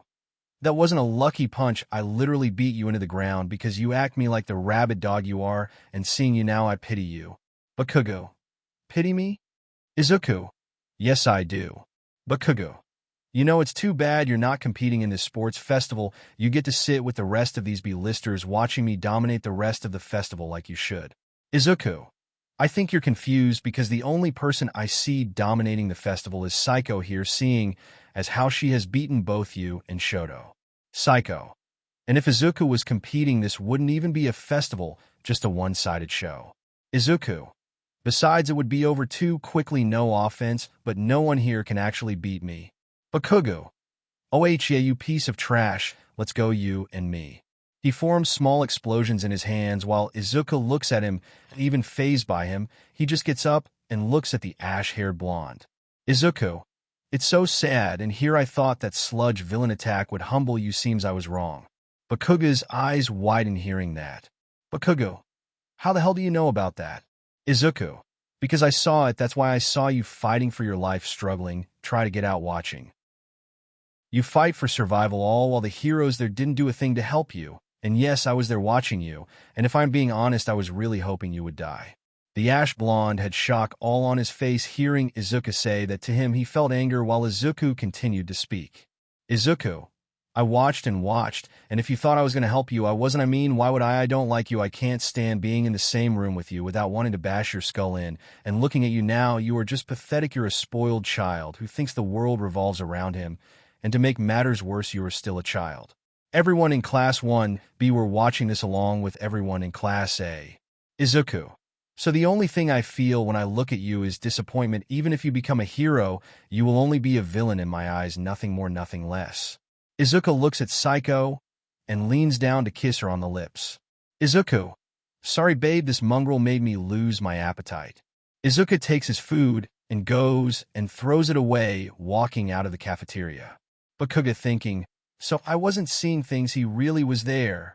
Izuku, thinking that guy, he'll never change, their kind never do, and if by some miracle he does become a hero the way he is now. Izuku then smirked. Izuku thinking then that would mean another false hero I can eliminate. Flashback 4 years ago. Izuku, age 14. What he's currently wearing. Izuku was walking around the city of Mustafa with his hoodie covering his head, so no one recognizes him. He suddenly hears explosions. So he goes to see what was going on. He made it to an alley where he sees a large crowd of people gathered, and some heroes, Death Arms, Kamui Woods, and Backdraft, who was trying to put out the fires around them, while MT Lady grew in size but couldn't get close. Civilian. Someone stop that villain. He has a hostage. Izuku. A hostage. Moving closer, Izuku got to the front of the crowd and saw the sludge villain, who held Katsuki Bakuga captive. Izuku. That's Bakuga. Death Arms. Kamui, can't you get the kid out? Kamui. I can't due to the flames, can't you get the kid? Death Arms. I can't hit it, and MT Lady can't get through, the place is too narrow. They all watch as Bakuga struggles against the villain who still held him captive. Death Arms. Hold on kid, the person with the right quirk will come soon. Izuku watched as his former childhood friend fought and fought, but could not get free. He saw that Bakuga was losing breath and was close to suffocating. He then saw Bakuga look at him with a panicked look in his eyes. Izuku. Well, look at that, all the praise he got for that quirk of his, and he is trapped and can't take down one weak villain. Bakuga sees the hooded figure's face. As he was close to losing consciousness, he saw what he believed to be Izuku. He then saw the hooded figure turn around and walk away. Izuku. Oh well, one less future false hero to deal with. Walking through the crowd, Izuku went his new home. Flashback over. Izuku. I fully intended to let him die, but I guess he has some luck because he is still alive and more annoying than ever. Talking to yourself, handsome. Izuku stops and looks to his left, seeing Midnight, who walks up to him and wraps her arms around his neck. Midnight. Hello, Izuku. Izuku. Well, the woman all men want, but only one man can have. Midnight. What can I do for a knockout of your caliber? Midnight. Oh, Mr. Sweet Talker, well, I just wanted to give you something before the break ends, and I have been looking for you everywhere. Izuku. Oh, and what would that something be? Midnight. This. She leans up and presses her lips onto his, kissing him passionately, with Izuku returning the kiss. As they enjoy their little makeout session with Izuku's hands traveling around her body, the two begin tongue wrestling with Midnight, trying to gain dominance over Izuku's mouth. But they soon break their kiss with a trail of saliva between them as they stare at each other. Midnight. Oh, if I didn't have to go back out there and referee the matches, I will drag you to the nearest supply closet and throw you in there, remove your clothes off, and ride you until you couldn't feel down there anymore. Izuku.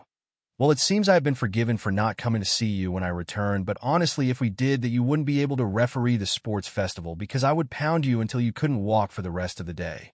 Midnight. Oh, you better get going before I throw you to the ground and have my way with you, Mr. Hit. Izuku. I will. Oh, and by the way. He slaps her rear, making her eep in surprise. Izuku. A little something to motivate you. Midnight. Oh, I'm motivated now. She then walks back into the arena as Izuku was walking off. In the arena. Midnight. Okay, now, ladies and gentlemen, it's time to begin the first match. Will the two competitors please come to the arena? Saiko was about to walk out of the entrance, but her hand was pulled, and she was pulled into a hug by none other than Izuku. Izuku. Just wanted to wish you luck, babe. Saiko. I'll look at you. She gives him a quick peck on the lips.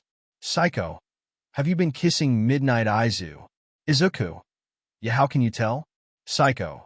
You taste like lipstick, and I don't have strawberry lipstick, dear. It's a good thing I'm willing to share you, because any other girl wouldn't like tasting another woman's lips on her man. Izuku. Hey, you know I would never cheat on you. I know who your mother is, and you have shown to be just like her, so no way am I ever breaking your heart. Saiko. Giggles goodbye now. She walks into the arena while Izuku smiles and goes back to his viewing area. PM. Okay, listeners, we now have Hitoshi Shinso from General Studies going against Class 1B Brainiac Psycho and Telly. The crowd cheered for the two as they stood from each other, with Shinso being the first to speak. Shinso. So you're in the hero course, huh? Must be nice being born with an amazing quirk. Psycho. Thinking from what Shota said, this guy can do something to you by you responding to him. Well, I'm not going to play this game with you. I am ending this quickly. Ice starts to form on her right side. Shinso. Thinking she's not responding. Shinso. I guess that midget from your class blabbed about my quirk to you. Typical, to be honest. He wasn't good enough to make it into the hero course. Psycho then moves with incredible speed and appears in front of Shinso and grabs the shocked purple-haired boy, enveloping him into a hug, letting her ice freeze over his body. She then released her grip on him with his body fully frozen. Psycho. Sorry you look so depressed. I figured a little hug would cheer you up, not to be mean, but that's all you will get. Besides, Zuzu wouldn't like me hugging another guy. Sometimes he can be the jealous type, even though he looks hot when he's mad.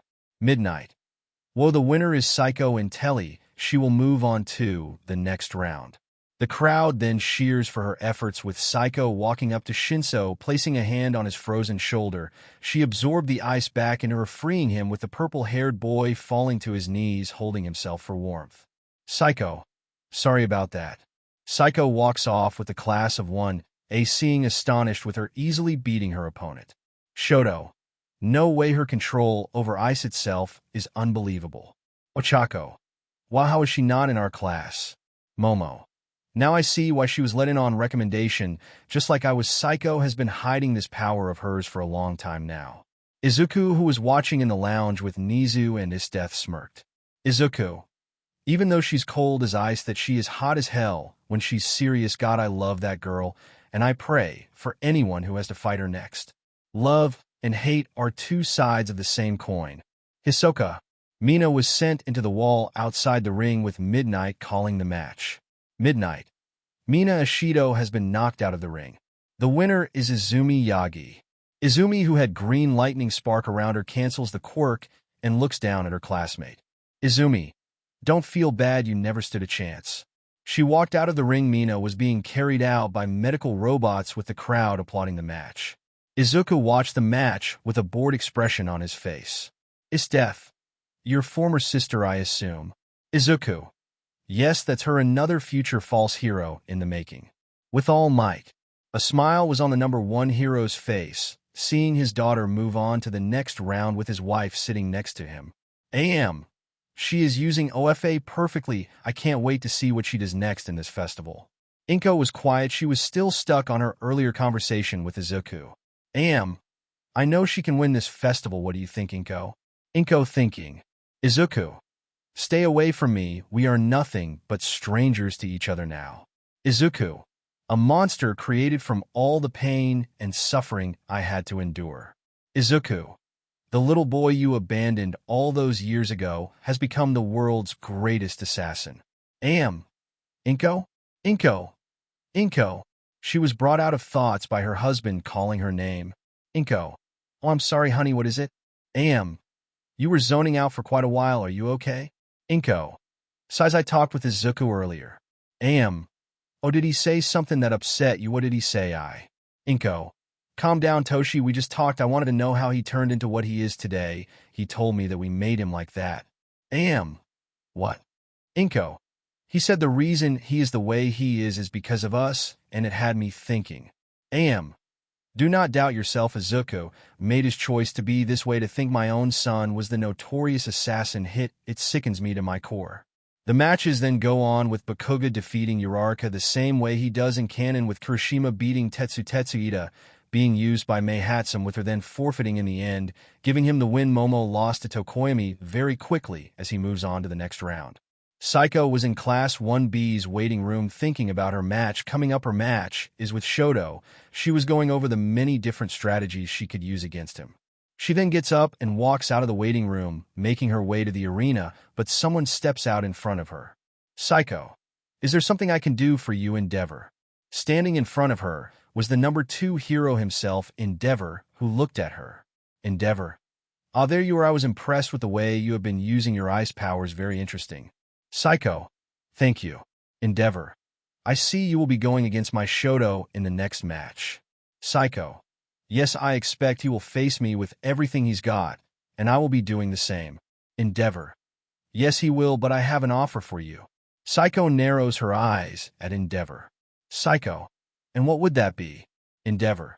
How about instead of facing Shoto you forfeit, and after Shoto goes on to win, I arrange a quirk marriage for the both of you, seeing as you have both ice and another quirk and Shoto has both half hot and cold. The child you both can produce would be incredible. Think about it, being the wife a rising future hero. Saiko was angered by this, but remained calm and spoke. Saiko. But doesn't your son already have a girlfriend? Endeavor. Oh, her, well, seeing how poorly she did in her last match, I doubt she would be a great wife. My Shoto deserves the best. And who knows, if he wants that black-haired girl, I can arrange it where both of you can marry him. What do you say, girl? Saiko. Well, since you put it like that, you can take your offer and shove it up your rear. Endeavor narrowed his eyes at her. Saiko. As if I would ever marry your son. What on earth made you think that I would agree to such ridiculous offer? Teach, I have too much pride in myself to lower my standards like that, and I am happily in a relationship with a man I truly love. She then walks forward, going past Endeavor, but she speaks. Saiko. You know you're lucky Izuku wasn't here to hear this. I couldn't guarantee your safety if he heard what you were offering me. Endeavor. TSH, please girl, you think your little boyfriend scares me. He is just a brat who talks tough. I am the number 2 hero. That punk is no threat to me. Saiko then walks off, heading towards her match, but she then smirked. Unknown to Endeavor, though someone was listening to their conversation, it was none other than Izuku himself. He heard everything Endeavor said. Izuku reached into his pocket and pulled out his trademark black gloves and put them on. Endeavor watches Saiko walk into the arena, but he heard someone speak. Izuku, hey. Endeavor looks at Izuku, who was in front of him, but in an instant a ferocious punch was delivered to the flame hero's gut, making him cough up some vital fluid. Izuku, we need to talk. In the arena, the people were cheering for the match about to take place. In the ring, staring at each other, were both Saiko Intelli and Shoto Todoroki. PM. All right, ladies and gentlemen, we have your next match. We have the girl who is smart and cold as ice, Class 1B, Saiko Intelli, going against Class 1A hot and cold prodigy Shoto Todoroki. Setsuna. Go Saiko. Kendo. I wonder how this will go. They both have ice quirk, but Todoroki can melt Saiko's ice with his fire. Ibara. This will certainly be a match to see. Midnight. Let the match begin. Shoto then stomps the ground, sending a row of ice spikes at Saiko, who easily creates an ice wall to stop the attack. She then blasts the ground, creating an ice bridge to get her close to Shoto, who put his hand on the ground, creating an ice glacier, only for the blue-haired girl, seeing this, to jump up high in the air and land, sliding down towards the half and half male. Raising both her hands, she creates ice spears and sends them down at the red and white-haired boy, who jumped back to dodge. Shoto. I see she's not going to make this easy for me in that case. He flares his left side, burning with flames, and then aims at Saiko, who landed on the ground charging at him, but Shoto blasted his flames at her with her dodging them. As she continued to charge at him, stomping the ground, he sent more ice spikes at her, to which she dodged yet again, with Shoto sending flames at her. Saiko. Thinking he's trying to keep his distance from me just like I thought he would. She saw that she was standing on the ice floor she then smirked as her entire body turned to ice and shattered, surprising everyone watching. Shoto. What happened to her? Sue. Where did she go? Kirishima. I don't see her anywhere. Death, who was watching this, smirked. Death. It's over. Shoto looked around for Psycho everywhere until his left arm was kicked so hard it snapped to everyone's shock. Psycho was behind Todoroki delivering the kick to his arm. Everyone watching were shocked seeing how hard Psycho kicked him. They then saw her look coated in ice. What followed after there was Shoto's flames dying out with his left arms being broken. Shoto looked at her with anger. Shoto, what the hell was that? Psycho. Well, when I stepped on the ice you laid out for me, I sinked inside of it and traveled behind you. My control over ice far surpasses yours now. I believe I played around long enough with you. She vanishes and appears in front of him. Psycho. Endgame. Midnight looks at Shoto, who doesn't seem to be moving, being completely frozen. Midnight. Shoto Todoroki is unable to continue. The winner is Psycho Intelli. The crowd erupts yet again, cheering for the display they witnessed. Death. Well done, Psycho. With Izuku, Endeavor crashed into the wall and dropped to the ground. The flame hero was bleeding from his head and was breathing heavily from the beating. He was receiving his head, then gets grabbed and rammed into the wall behind him. His attacker then slams his face into the ground and then stomps his head further in the ground, adding insult to injury. Izuku, I have killed people for even looking at my woman the wrong way, and you go and try to have her married off to that half-in, half-monster of yours. Listen, and listen well, the next time you try to pull a stupid stunt like this again, I will make sure you die the most slowest and the most painful death imaginable. I would kill you right now, but Dabi wants to be the one to put you 6 feet under, so consider this your warning from me, and you only get one. He removes his foot from Endeavor's head. The red-haired man looks at Izuku. His vision was foggy as darkness overtook him, making him pass out as Izuku was walking back to the viewing room with Nizu and his death. Earlier, after Psycho was done talking to Endeavor, Izuku, who just punched Endeavor in the gut, spoke. Izuku, we need to talk. Endeavor. You brat. Channeling flames to his fist, he moves to punch Izuku, only to be kneed in the gut by the time skipping assassin before Endeavor could fall. Using his finger, Izuku picked him back up and palm strike the man in the jaw, sending him into the wall next to them. Endeavor then charges flames and intends to rush Izuku, only for the green-haired man to appear in front of him and deliver punch after punch, making the flame hero unable to defend himself. The flame hero was sent crashing into a wall. Present. Izuku made it back to the viewing room. Nizu. Is everything all right, son? Izuku. Your dad just had a little talk with Endeavor, so what have I missed? Nizu. Izumi just beat Tokoyami and Bakugo defeated Kirishima. Death. That guy called Ida who beat that Shiozaki girl had to leave due to a family emergency. Izuku. I think I know what that's about, but anyway, so who will be facing who in the finals? Nizu. Well, I had the final match be a 3-way. The last one standing wins the festival. Izuku. I see. Nizu. About Endeavor, quick question, is he still alive? Izuku. Yes, he is. Nizu. Oh, okay, good. Back in the arena. Midnight. Ladies and gentlemen, we have made it to the final round, where we will now have a 3-way battle to determine the winner of this year's annual sports festival. From Class 1A, we have Katsuki Bakugo, and also representing Class 1A Izumi Yagi. The crowd cheers. Midnight. We also have Class 1B's Psycho Intelli. The cheers were deafening in the audience. Even Class 1B were cheering on their classmate. Izumi. Well, seems Deku's little girlfriend made it to the finals. Time to crush whatever hope you had of winning, Psycho. Bakugo. You know, since I can't fight the nerd in this tournament, I guess beating her will give me some sort of satisfaction. Psycho yawns. Psycho.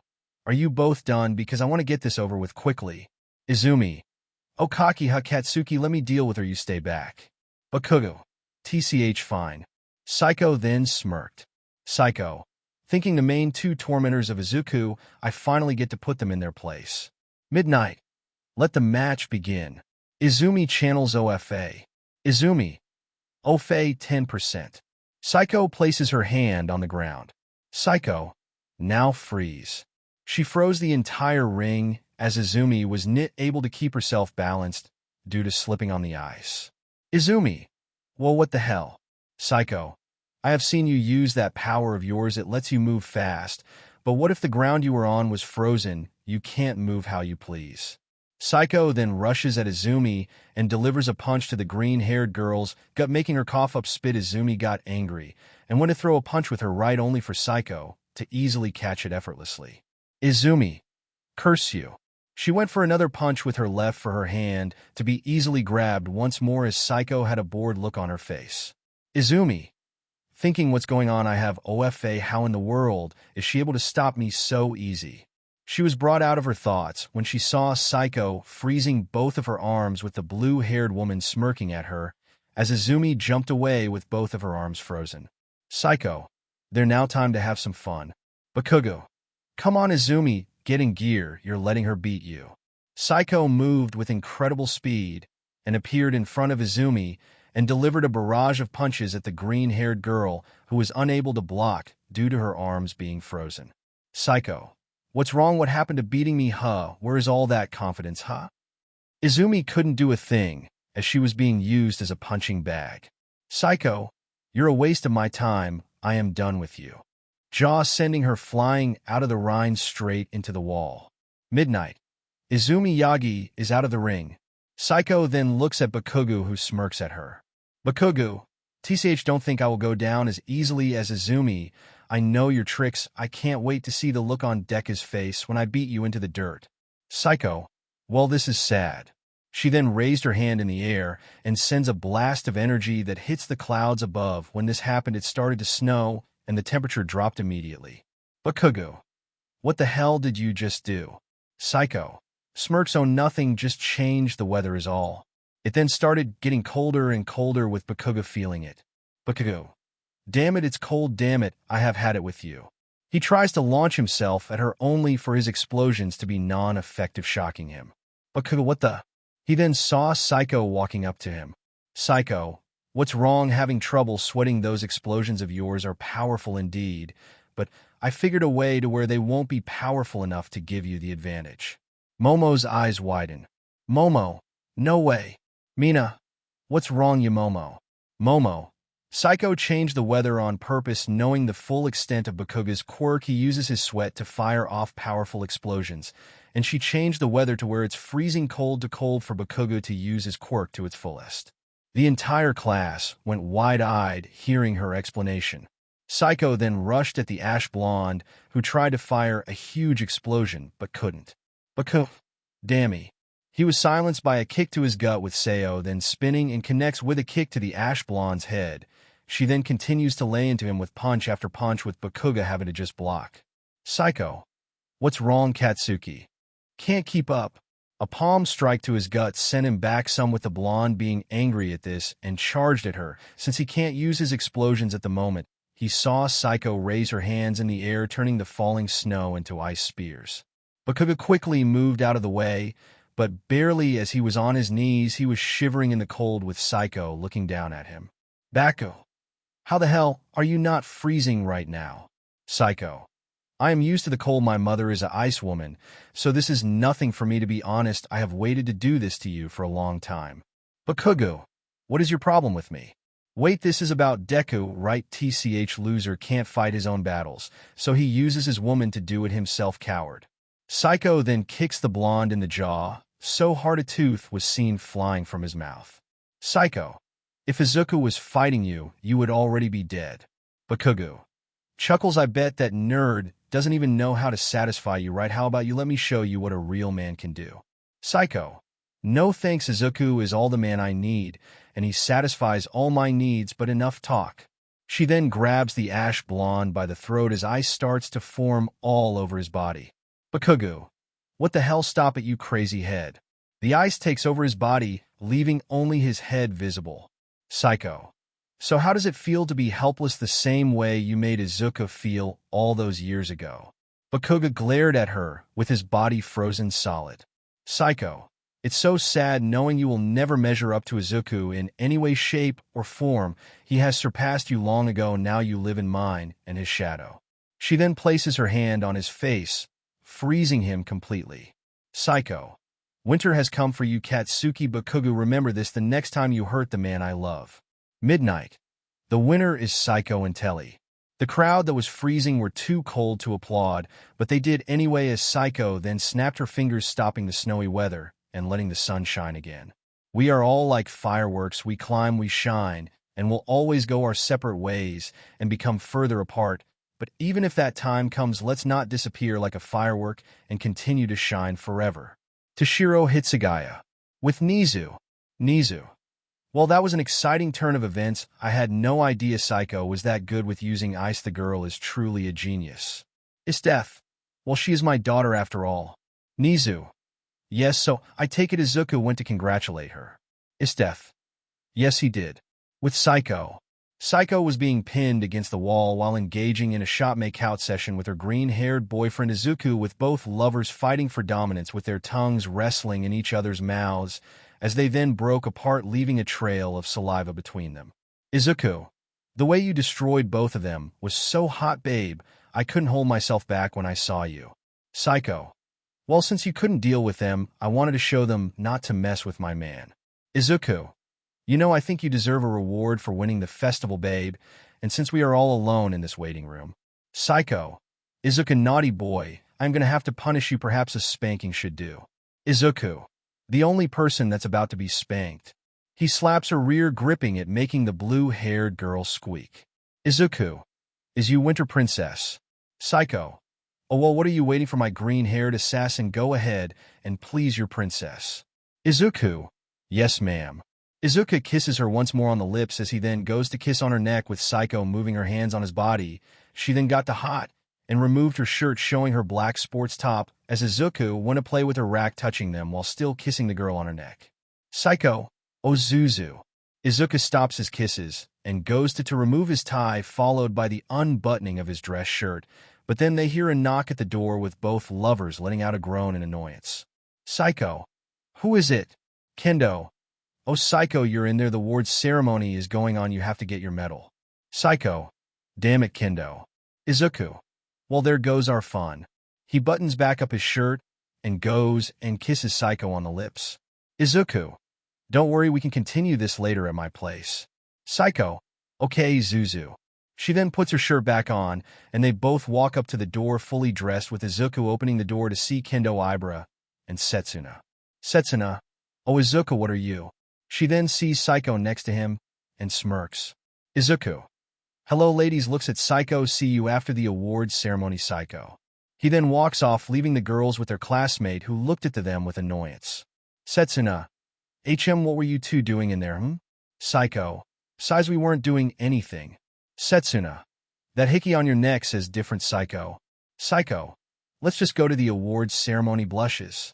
The four girls walk off, with Setsuna teasing Psycho. In the arena. Standing on the stage were Psycho, Bakugo, and Izumi was bandaged up thanks to her fight with Psycho, and Bakugo, who had to be tied up. Recovery girl asked Psycho to unfreeze him so she can do a checkup on him. When the ash blonde found out he lost, he went ballistic and started curing, which caused him to be restrained. Midnight. Give it up for our students who showed exactly what they're made of. The crowd cheers for them, with Midnight giving her speech. Midnight. And now to present the medals to our victors. I am here. AM comes down in his buff form, standing on the stage. He was then handed the medals and went to Izumi. Young Izumi Yagi, you showed great skill in this festival. Although you did not win, you have certainly showed why you deserve to be a hero. He laces the medal around his daughter's neck, with her smiling at him. Izumi. Thank you, All Might.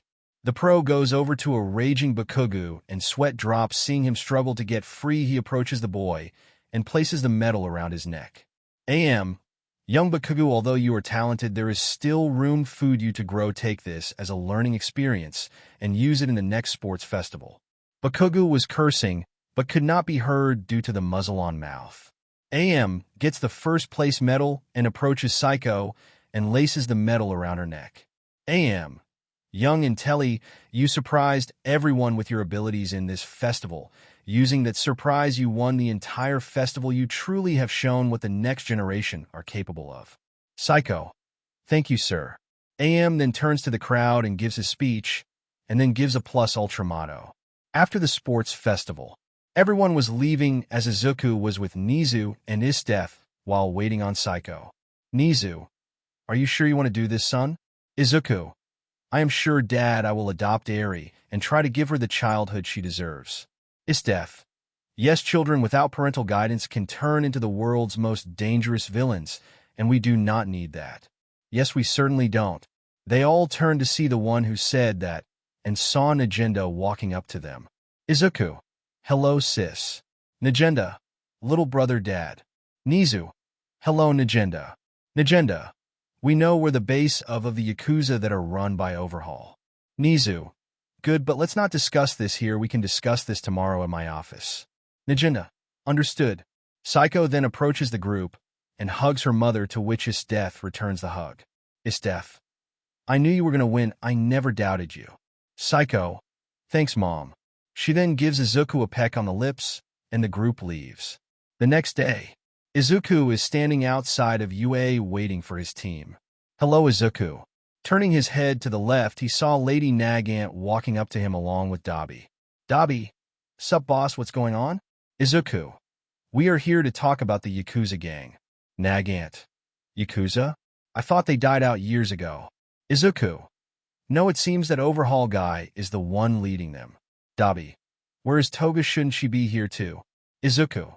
No, she is still undercover with the League of Villains. She has to keep her cover up, and in any case that UA has a spy by the League. Dabi. You don't think that could be it, right? Izuku. I am not going to lie, it may very well be a possibility, but come on, Nagenda and Nizu are waiting. They nod and make their way into UA and head straight for Nizu's office. When they make it there, they are greeted by Nagenda, who is sitting in a chair in front of Nizu's desk. With her are the members of her team, Night Raid. Nizu. Izuku, welcome, and you brought your team, that's good. They all gather in front of Nizu's desk. Nizu. Okay, Nagenda, would you like to explain what all you have found out on the Yakuza? Nagenda. Well, I sent the members of my team to scout out every base that is known to be used by the Yakuza. By checking every base, we managed to narrow it down and found out where their main base of operations truly are. Leon can explain the rest. Leon. Right, boss. She then brings out a file with photos of the hideout and some pictures of some people. Leon. The one hit fought a while back was named Overhaul, but his real name is Kai Chisaki. Thanks to his death, we managed to gather info on what Overhaul wishes to do.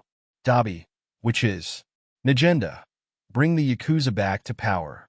Nagant. And just how does he intend to do that? The door to the office opens to reveal. Izuku. Red Hood? Red Hood. Seems like I made it. Nagenda. Did you examine the bullets? Red Hood walks up to them and brings out a small plastic bag and places it on the table. In the bag contains red bullets. Red Hood. Yeah, but it's disturbing what I found out. Nizu. Please explain. Red Hood. When his death was getting info on that guy Rakia, he had these bullets on him. So I ran a ballistics report on them, and what I found was that these bullets were made by human vital fluid. Everyone's eyes widen hearing this. Izuku. Whose? Red Hood. That little girl you saved when you first encountered Overhaul. Dabi. No. Nagant places a hand over her mouth. Nagant. Please tell me you're lying. Red Hood. I wish I was, but the DNA matches. That's her vital fluid in those bullets. Once someone is hit with these bullets, they can no longer use their quirk. Nagenda. Isdeath said that Rakia guy told her that Overhaul's plan was to use the bullets and take away the hero's quirks. He could sell those bullets to the villains and create an antidote and sell it to the heroes. Izuku. And you got all this from that Rakia guy? Leon. Yes, when Isdeath Tori someone, it's inevitable that they would crack and tell everything they know. Izuku. I see. Nizu. This is truly troublesome to think he could hurt such an innocent child. Izuku. So, when do we make our move? Nagenda. We make our move in 1 week from now. My team and yours will be doing this job. The mission is to take down the Shai Hasakai and kill their leader Overhaul. Izuku. Understood. Got it. Nagant. No problem. Red Hood. I'll be working with you as well. This type of thing sickens me. These villains are the ones I hate the most. Izuku. All right. Nizu. Oh, Izuka Eri gets discharged from the hospital today. Izuku. That's good. I will go see her right away. He then goes to the door, but he speaks. Izuku. Nagant, I want you to come with me. Nagant. Okay then. Izuku. Dabi, you got the rest of the day off. Call me if anything happens, okay? Dabi. Got you, boss. Izuku and Nagant leave the office. They soon leave UA as a car comes and the ET inside. Izuku. Nagant, I have to ask you something? Nagant. What is it? Izuku. I want to know how you are adjusting to being back out in the real world. Nagant. I have to say, besides the villains and the heroes, it can be quite peaceful. I have enjoyed being here. It's sure beast being in jail. Izuku. I see, I am glad. Nagant looks at Izuku seeing him, and the way he acts, she then asks. Nagant. Hit. Izuku. You can call me Izuku. I've been meaning to ask you. Izuku. Go ahead. Nagant.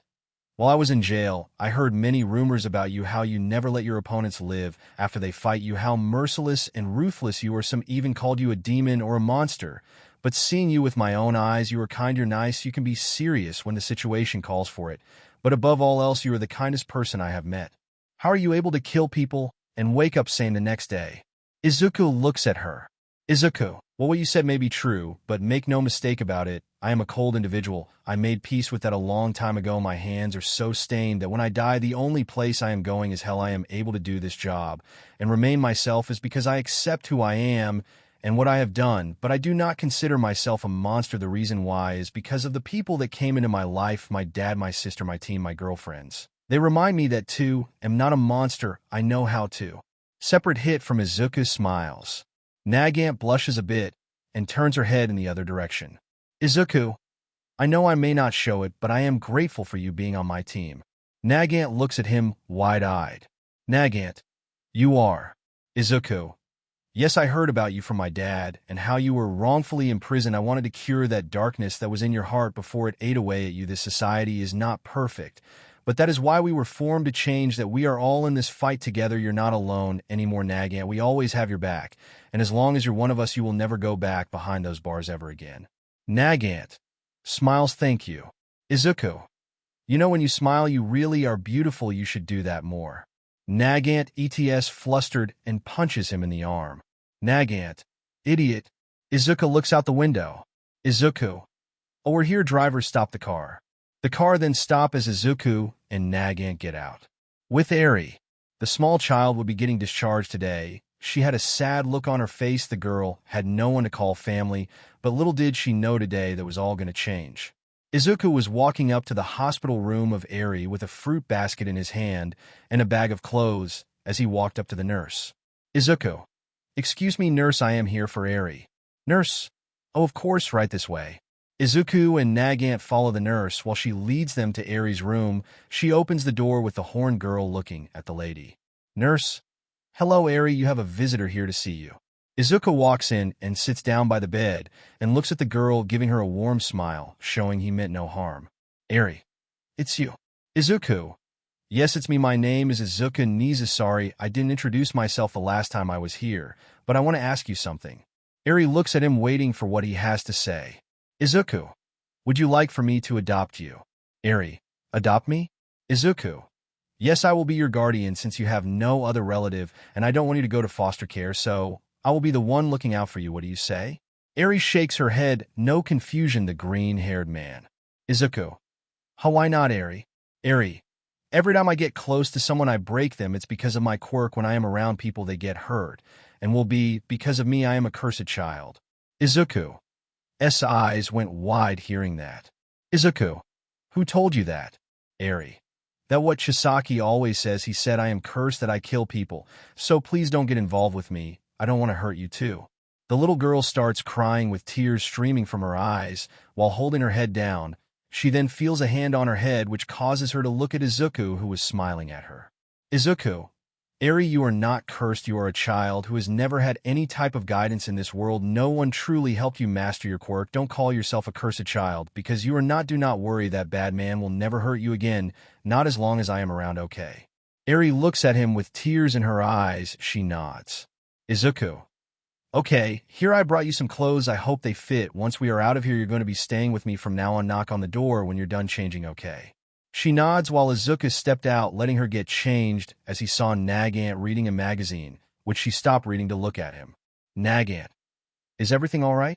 Izuku, yeah, overhaul messed that girl up physically and mentally. The girl truly believes that she is cursed and that people die because of her.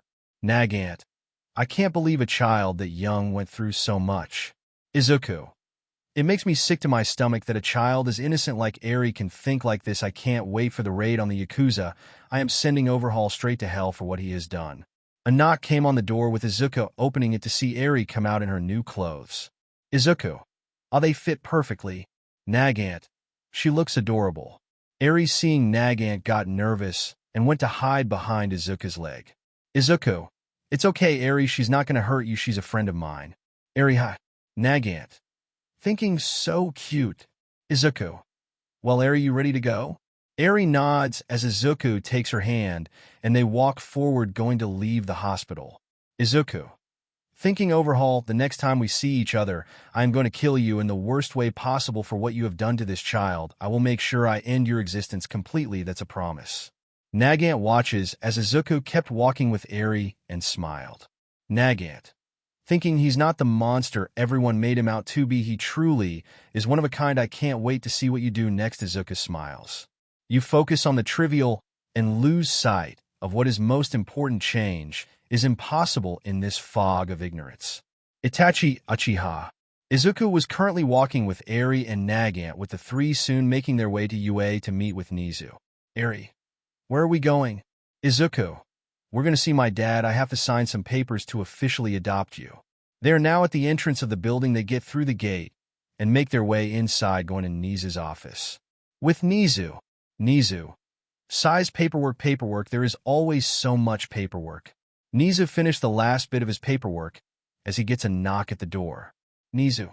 Come in. Opening the door, Izuku walks inside, followed by Eri and Nagant, with them soon standing in front of Nizu's desk. Izuku. Hey, Dad. Nizu. Izuku, it's always good to see you, and I see you brought little Eri with you. I take it you're here for the adoption papers. Nizu. Of course. He goes through his desk and brings out some adoption papers and puts them on the table. Izuku looks over the papers and starts signing them. After a few minutes, he was done filling out the last form and hands it back to Nizu. Nizu. There you go, it's official. You are now Eri's legal guardian. Take good care of her son. Izuku. I will, Dad, thank you. Looks at Eri. Well, Eri, it's official. You are now my daughter. Eri. Really? Izuku. Yeah. Eri stares at Izuku with some tears coming from her eyes. Seeing this, Izuku knelt down to her level and pulled her into a hug, letting Eri cry into his chest. Izuku. There, everything will be fine. I will always protect you, okay?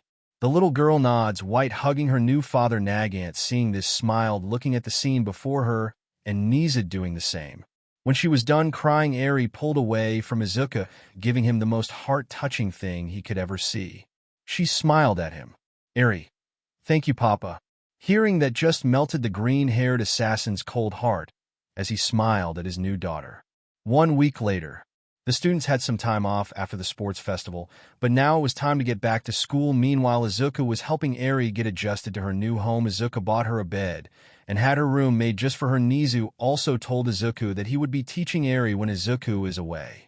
Right now, Izuku is standing with Saiko outside of Class 1B with Eri beside him. Saiko. So, Izuku, who is the little girl there? Izuku. Well, Saiko, I want you to meet Eri. You know, the little girl Dabi and I saved. Saiko. Yeah, this is the girl. Izuku. Yeah, and I also adopted her. Saiko paused for a moment and spoke. Saiko.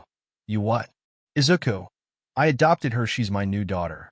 Saiko listened and processed the words she just heard. Saiko. You what? Izuku. Yeah, I know I should have told you about this. Saiko. Yeah, why didn't you tell me we have a daughter now? Izuku. Wait, we. Saiko. I am your girlfriend, and since she is your daughter, that makes her my daughter as well. Izuku. I'm okay. Eri. Papa, who is this? Points at Saiko. Izuku. Well, Eri, this is your mommy, Saiko. Eri. Mommy? Saiko knelt down to her level. Saiko. Hello, Eri, I am your new mommy. Izuku. By the way, how was class? Sayo. Good, I got the most internship offers in my class. Izuku. Well, seeing how you dominated the sports festival, I am not surprised so. Izuku's phone rings. Taking it out, he answers. Izuku. Talk to me. Nagenda. Izuku, I am on my way to discuss the Shy Hasakai raid. Meet me with your team in Nizu's office. Izuku. Got it. How long will you be? Nagenda. Not long, about 20 minutes, my team, and I will be there soon along with Red Hood to discuss how this will go. Izuku. On a hit out. He hangs up. Eri. What was that, Papa? Izuku. Don't worry, Eri, it's nothing. He looks at Psycho. Izuku.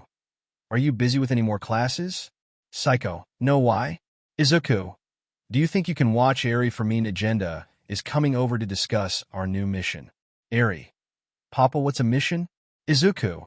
It's my job, kiddo. My sister is coming here to tell me about it, so you will be staying with your mommy for a bit, okay? Eri. Okay, promise to come back. Izuku. I promise. Eri. Pinky promise. Izuku interlocks his pinky with hers and smiles. Izuku.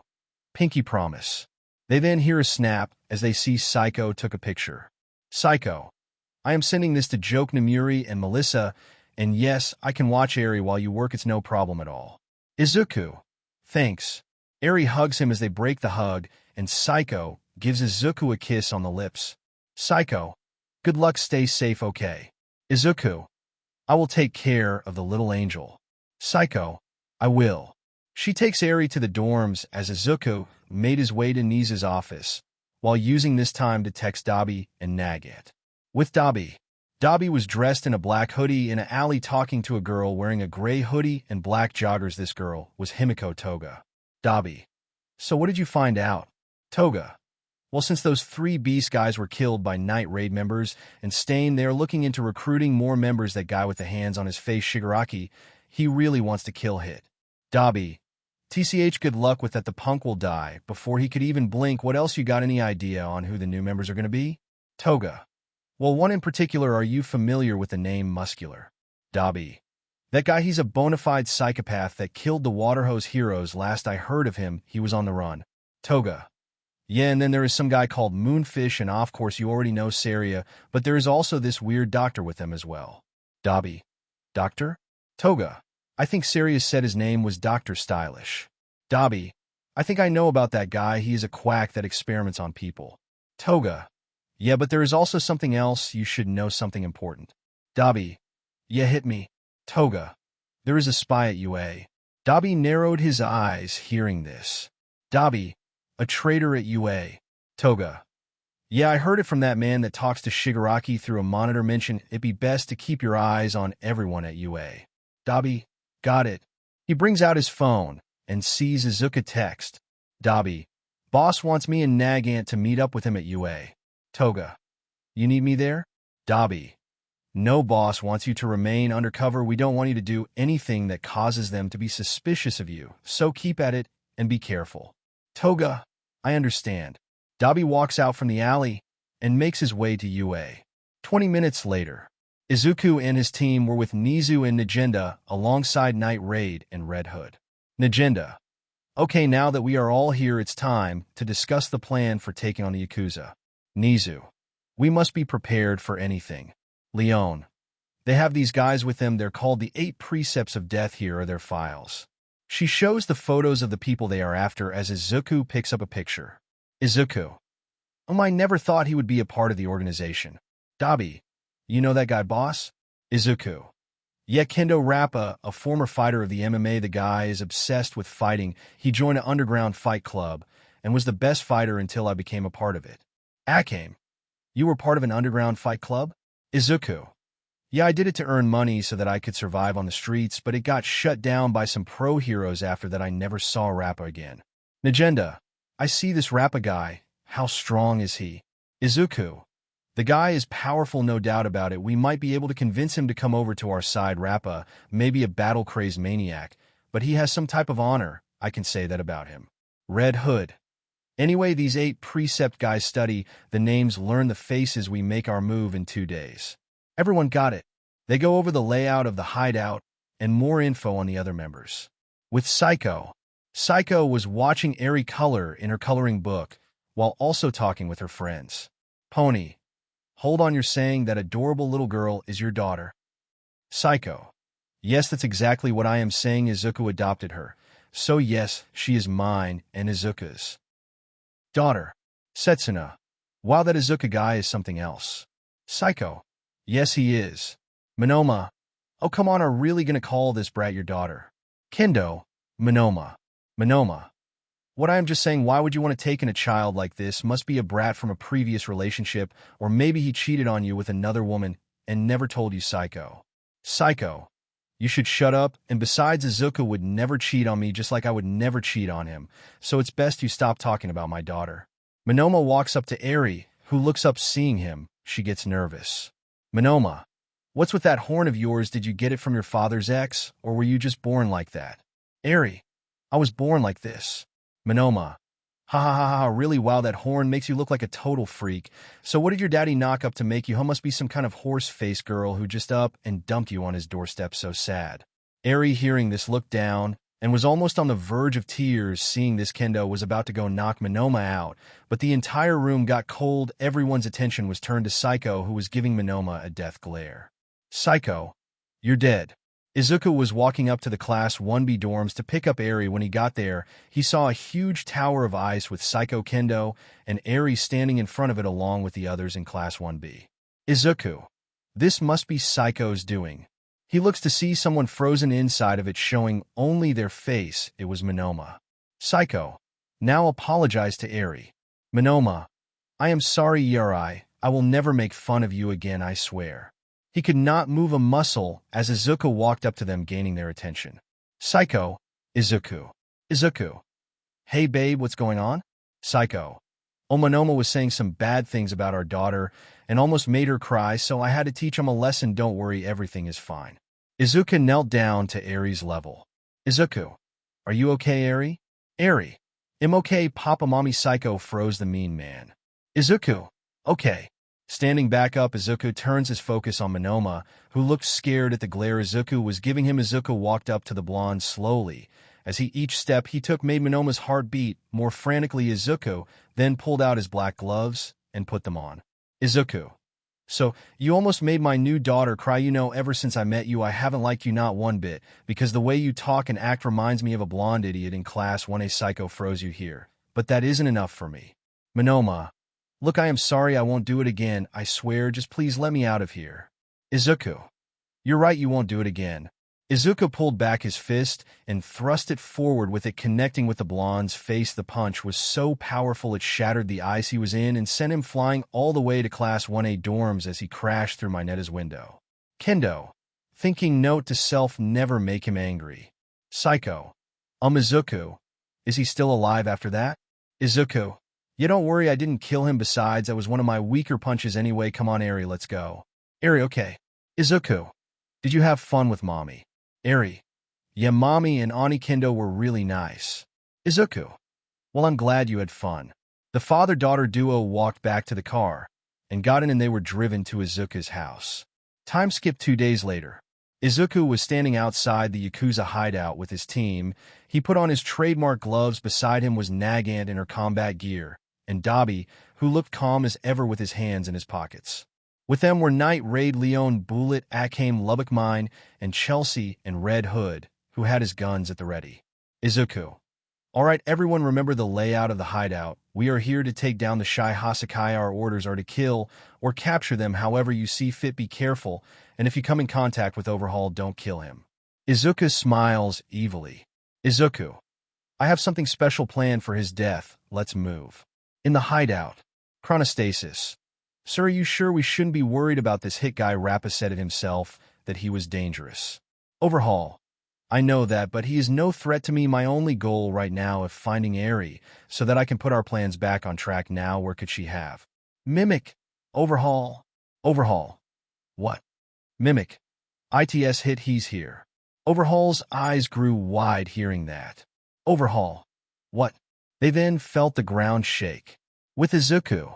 3 Yakuza thugs in front of him were instantly dealt with as Izuku punched holes in their chest, killing them. A thug named Sorimitsu came at them, only for Dabi to blast him with his blue flames, turning him to ash. Dabi, you all want to hurt a little girl, you get no mercy. Yakuza thug 2. Why are you here? Just who the hell are you? Izuku. Well, you want to know who we are? Well, you can call us your Grim Reapers, because we're the ones that are going to send you to hell. One of the thugs pulled out a gun, aiming it at Izuku, but the man was punched in the gut so hard the gun dropped, and Izuku picked him up, holding him by the throat. Izuku.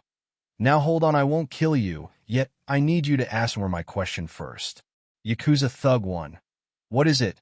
Izuku tightens his grips on the man's throat. Izuku, where is Overhaul? We must never give up the fight. The minute we do that, we have lost. Ezio Auditore. 5 years ago. Izuku, age 13. In Tokyo, Japan, there is a place where fighters of all ages can come and fight. Many criminals join in on this to earn money. Some fight for the pure enjoyment of killing. Many top guns of the criminal underworld come here to place bets on the fights to fill their pockets. At a secret location, we go to an abandoned building where we see a lot thugs and criminals, and many gang leaders and corrupt businessmen are here to see the finals of a tournament that was made. Announcer.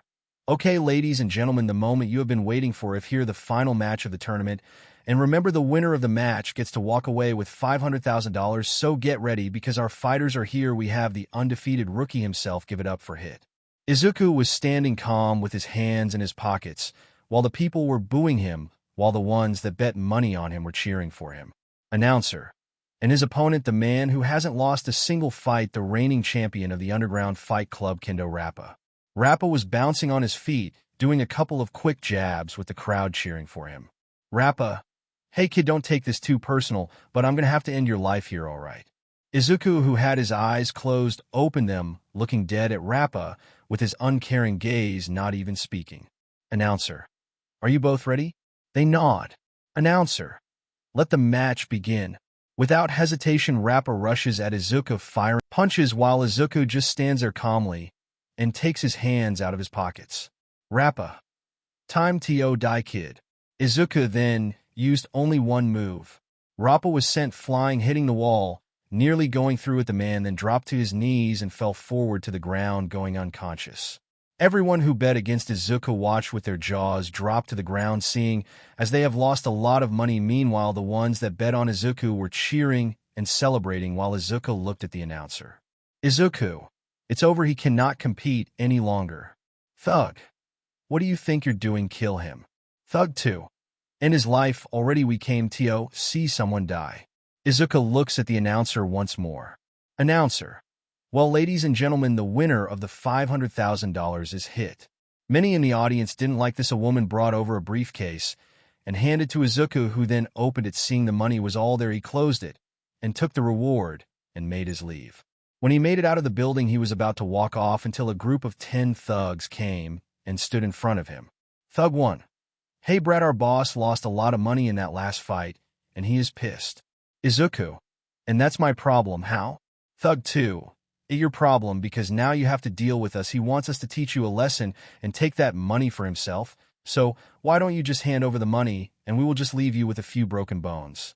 Izuku speaks. Izuku.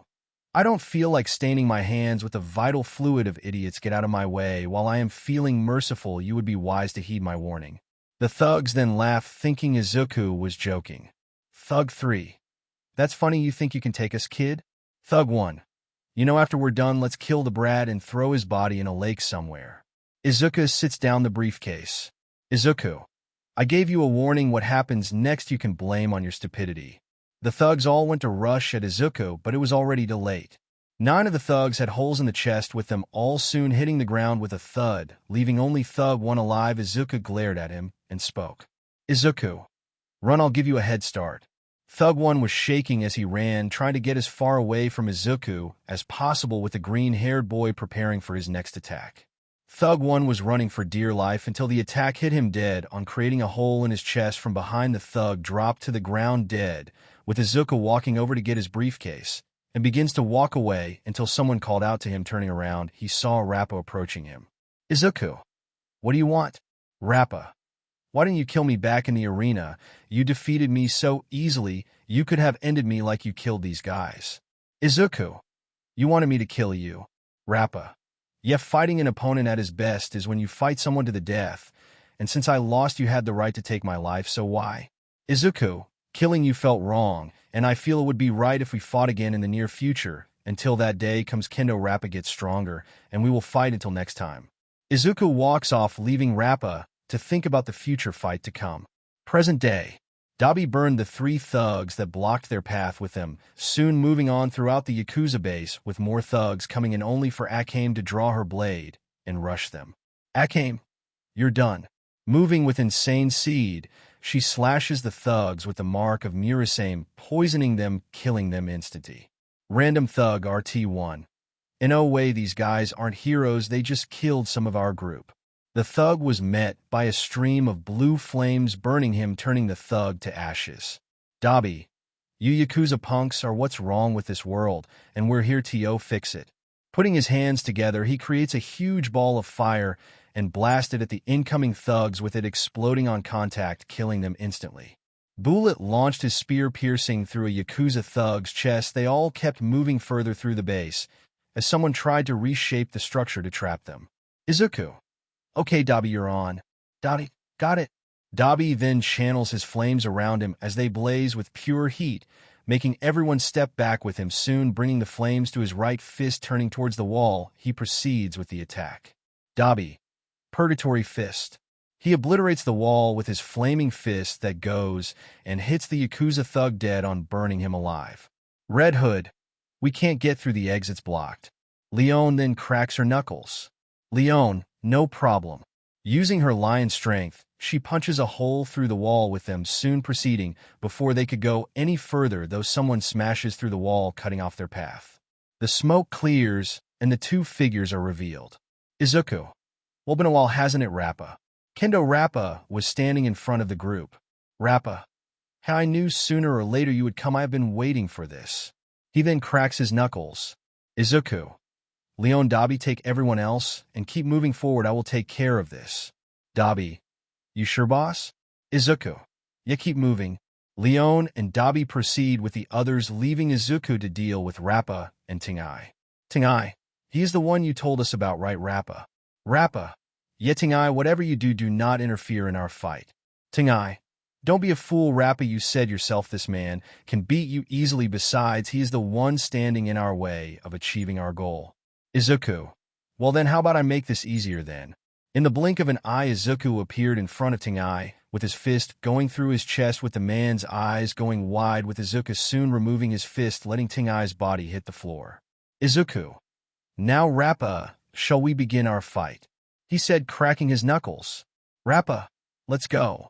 Both warriors rush at each other with their fists clashing, causing a shockwave that blew away everything around them. It even shook the building.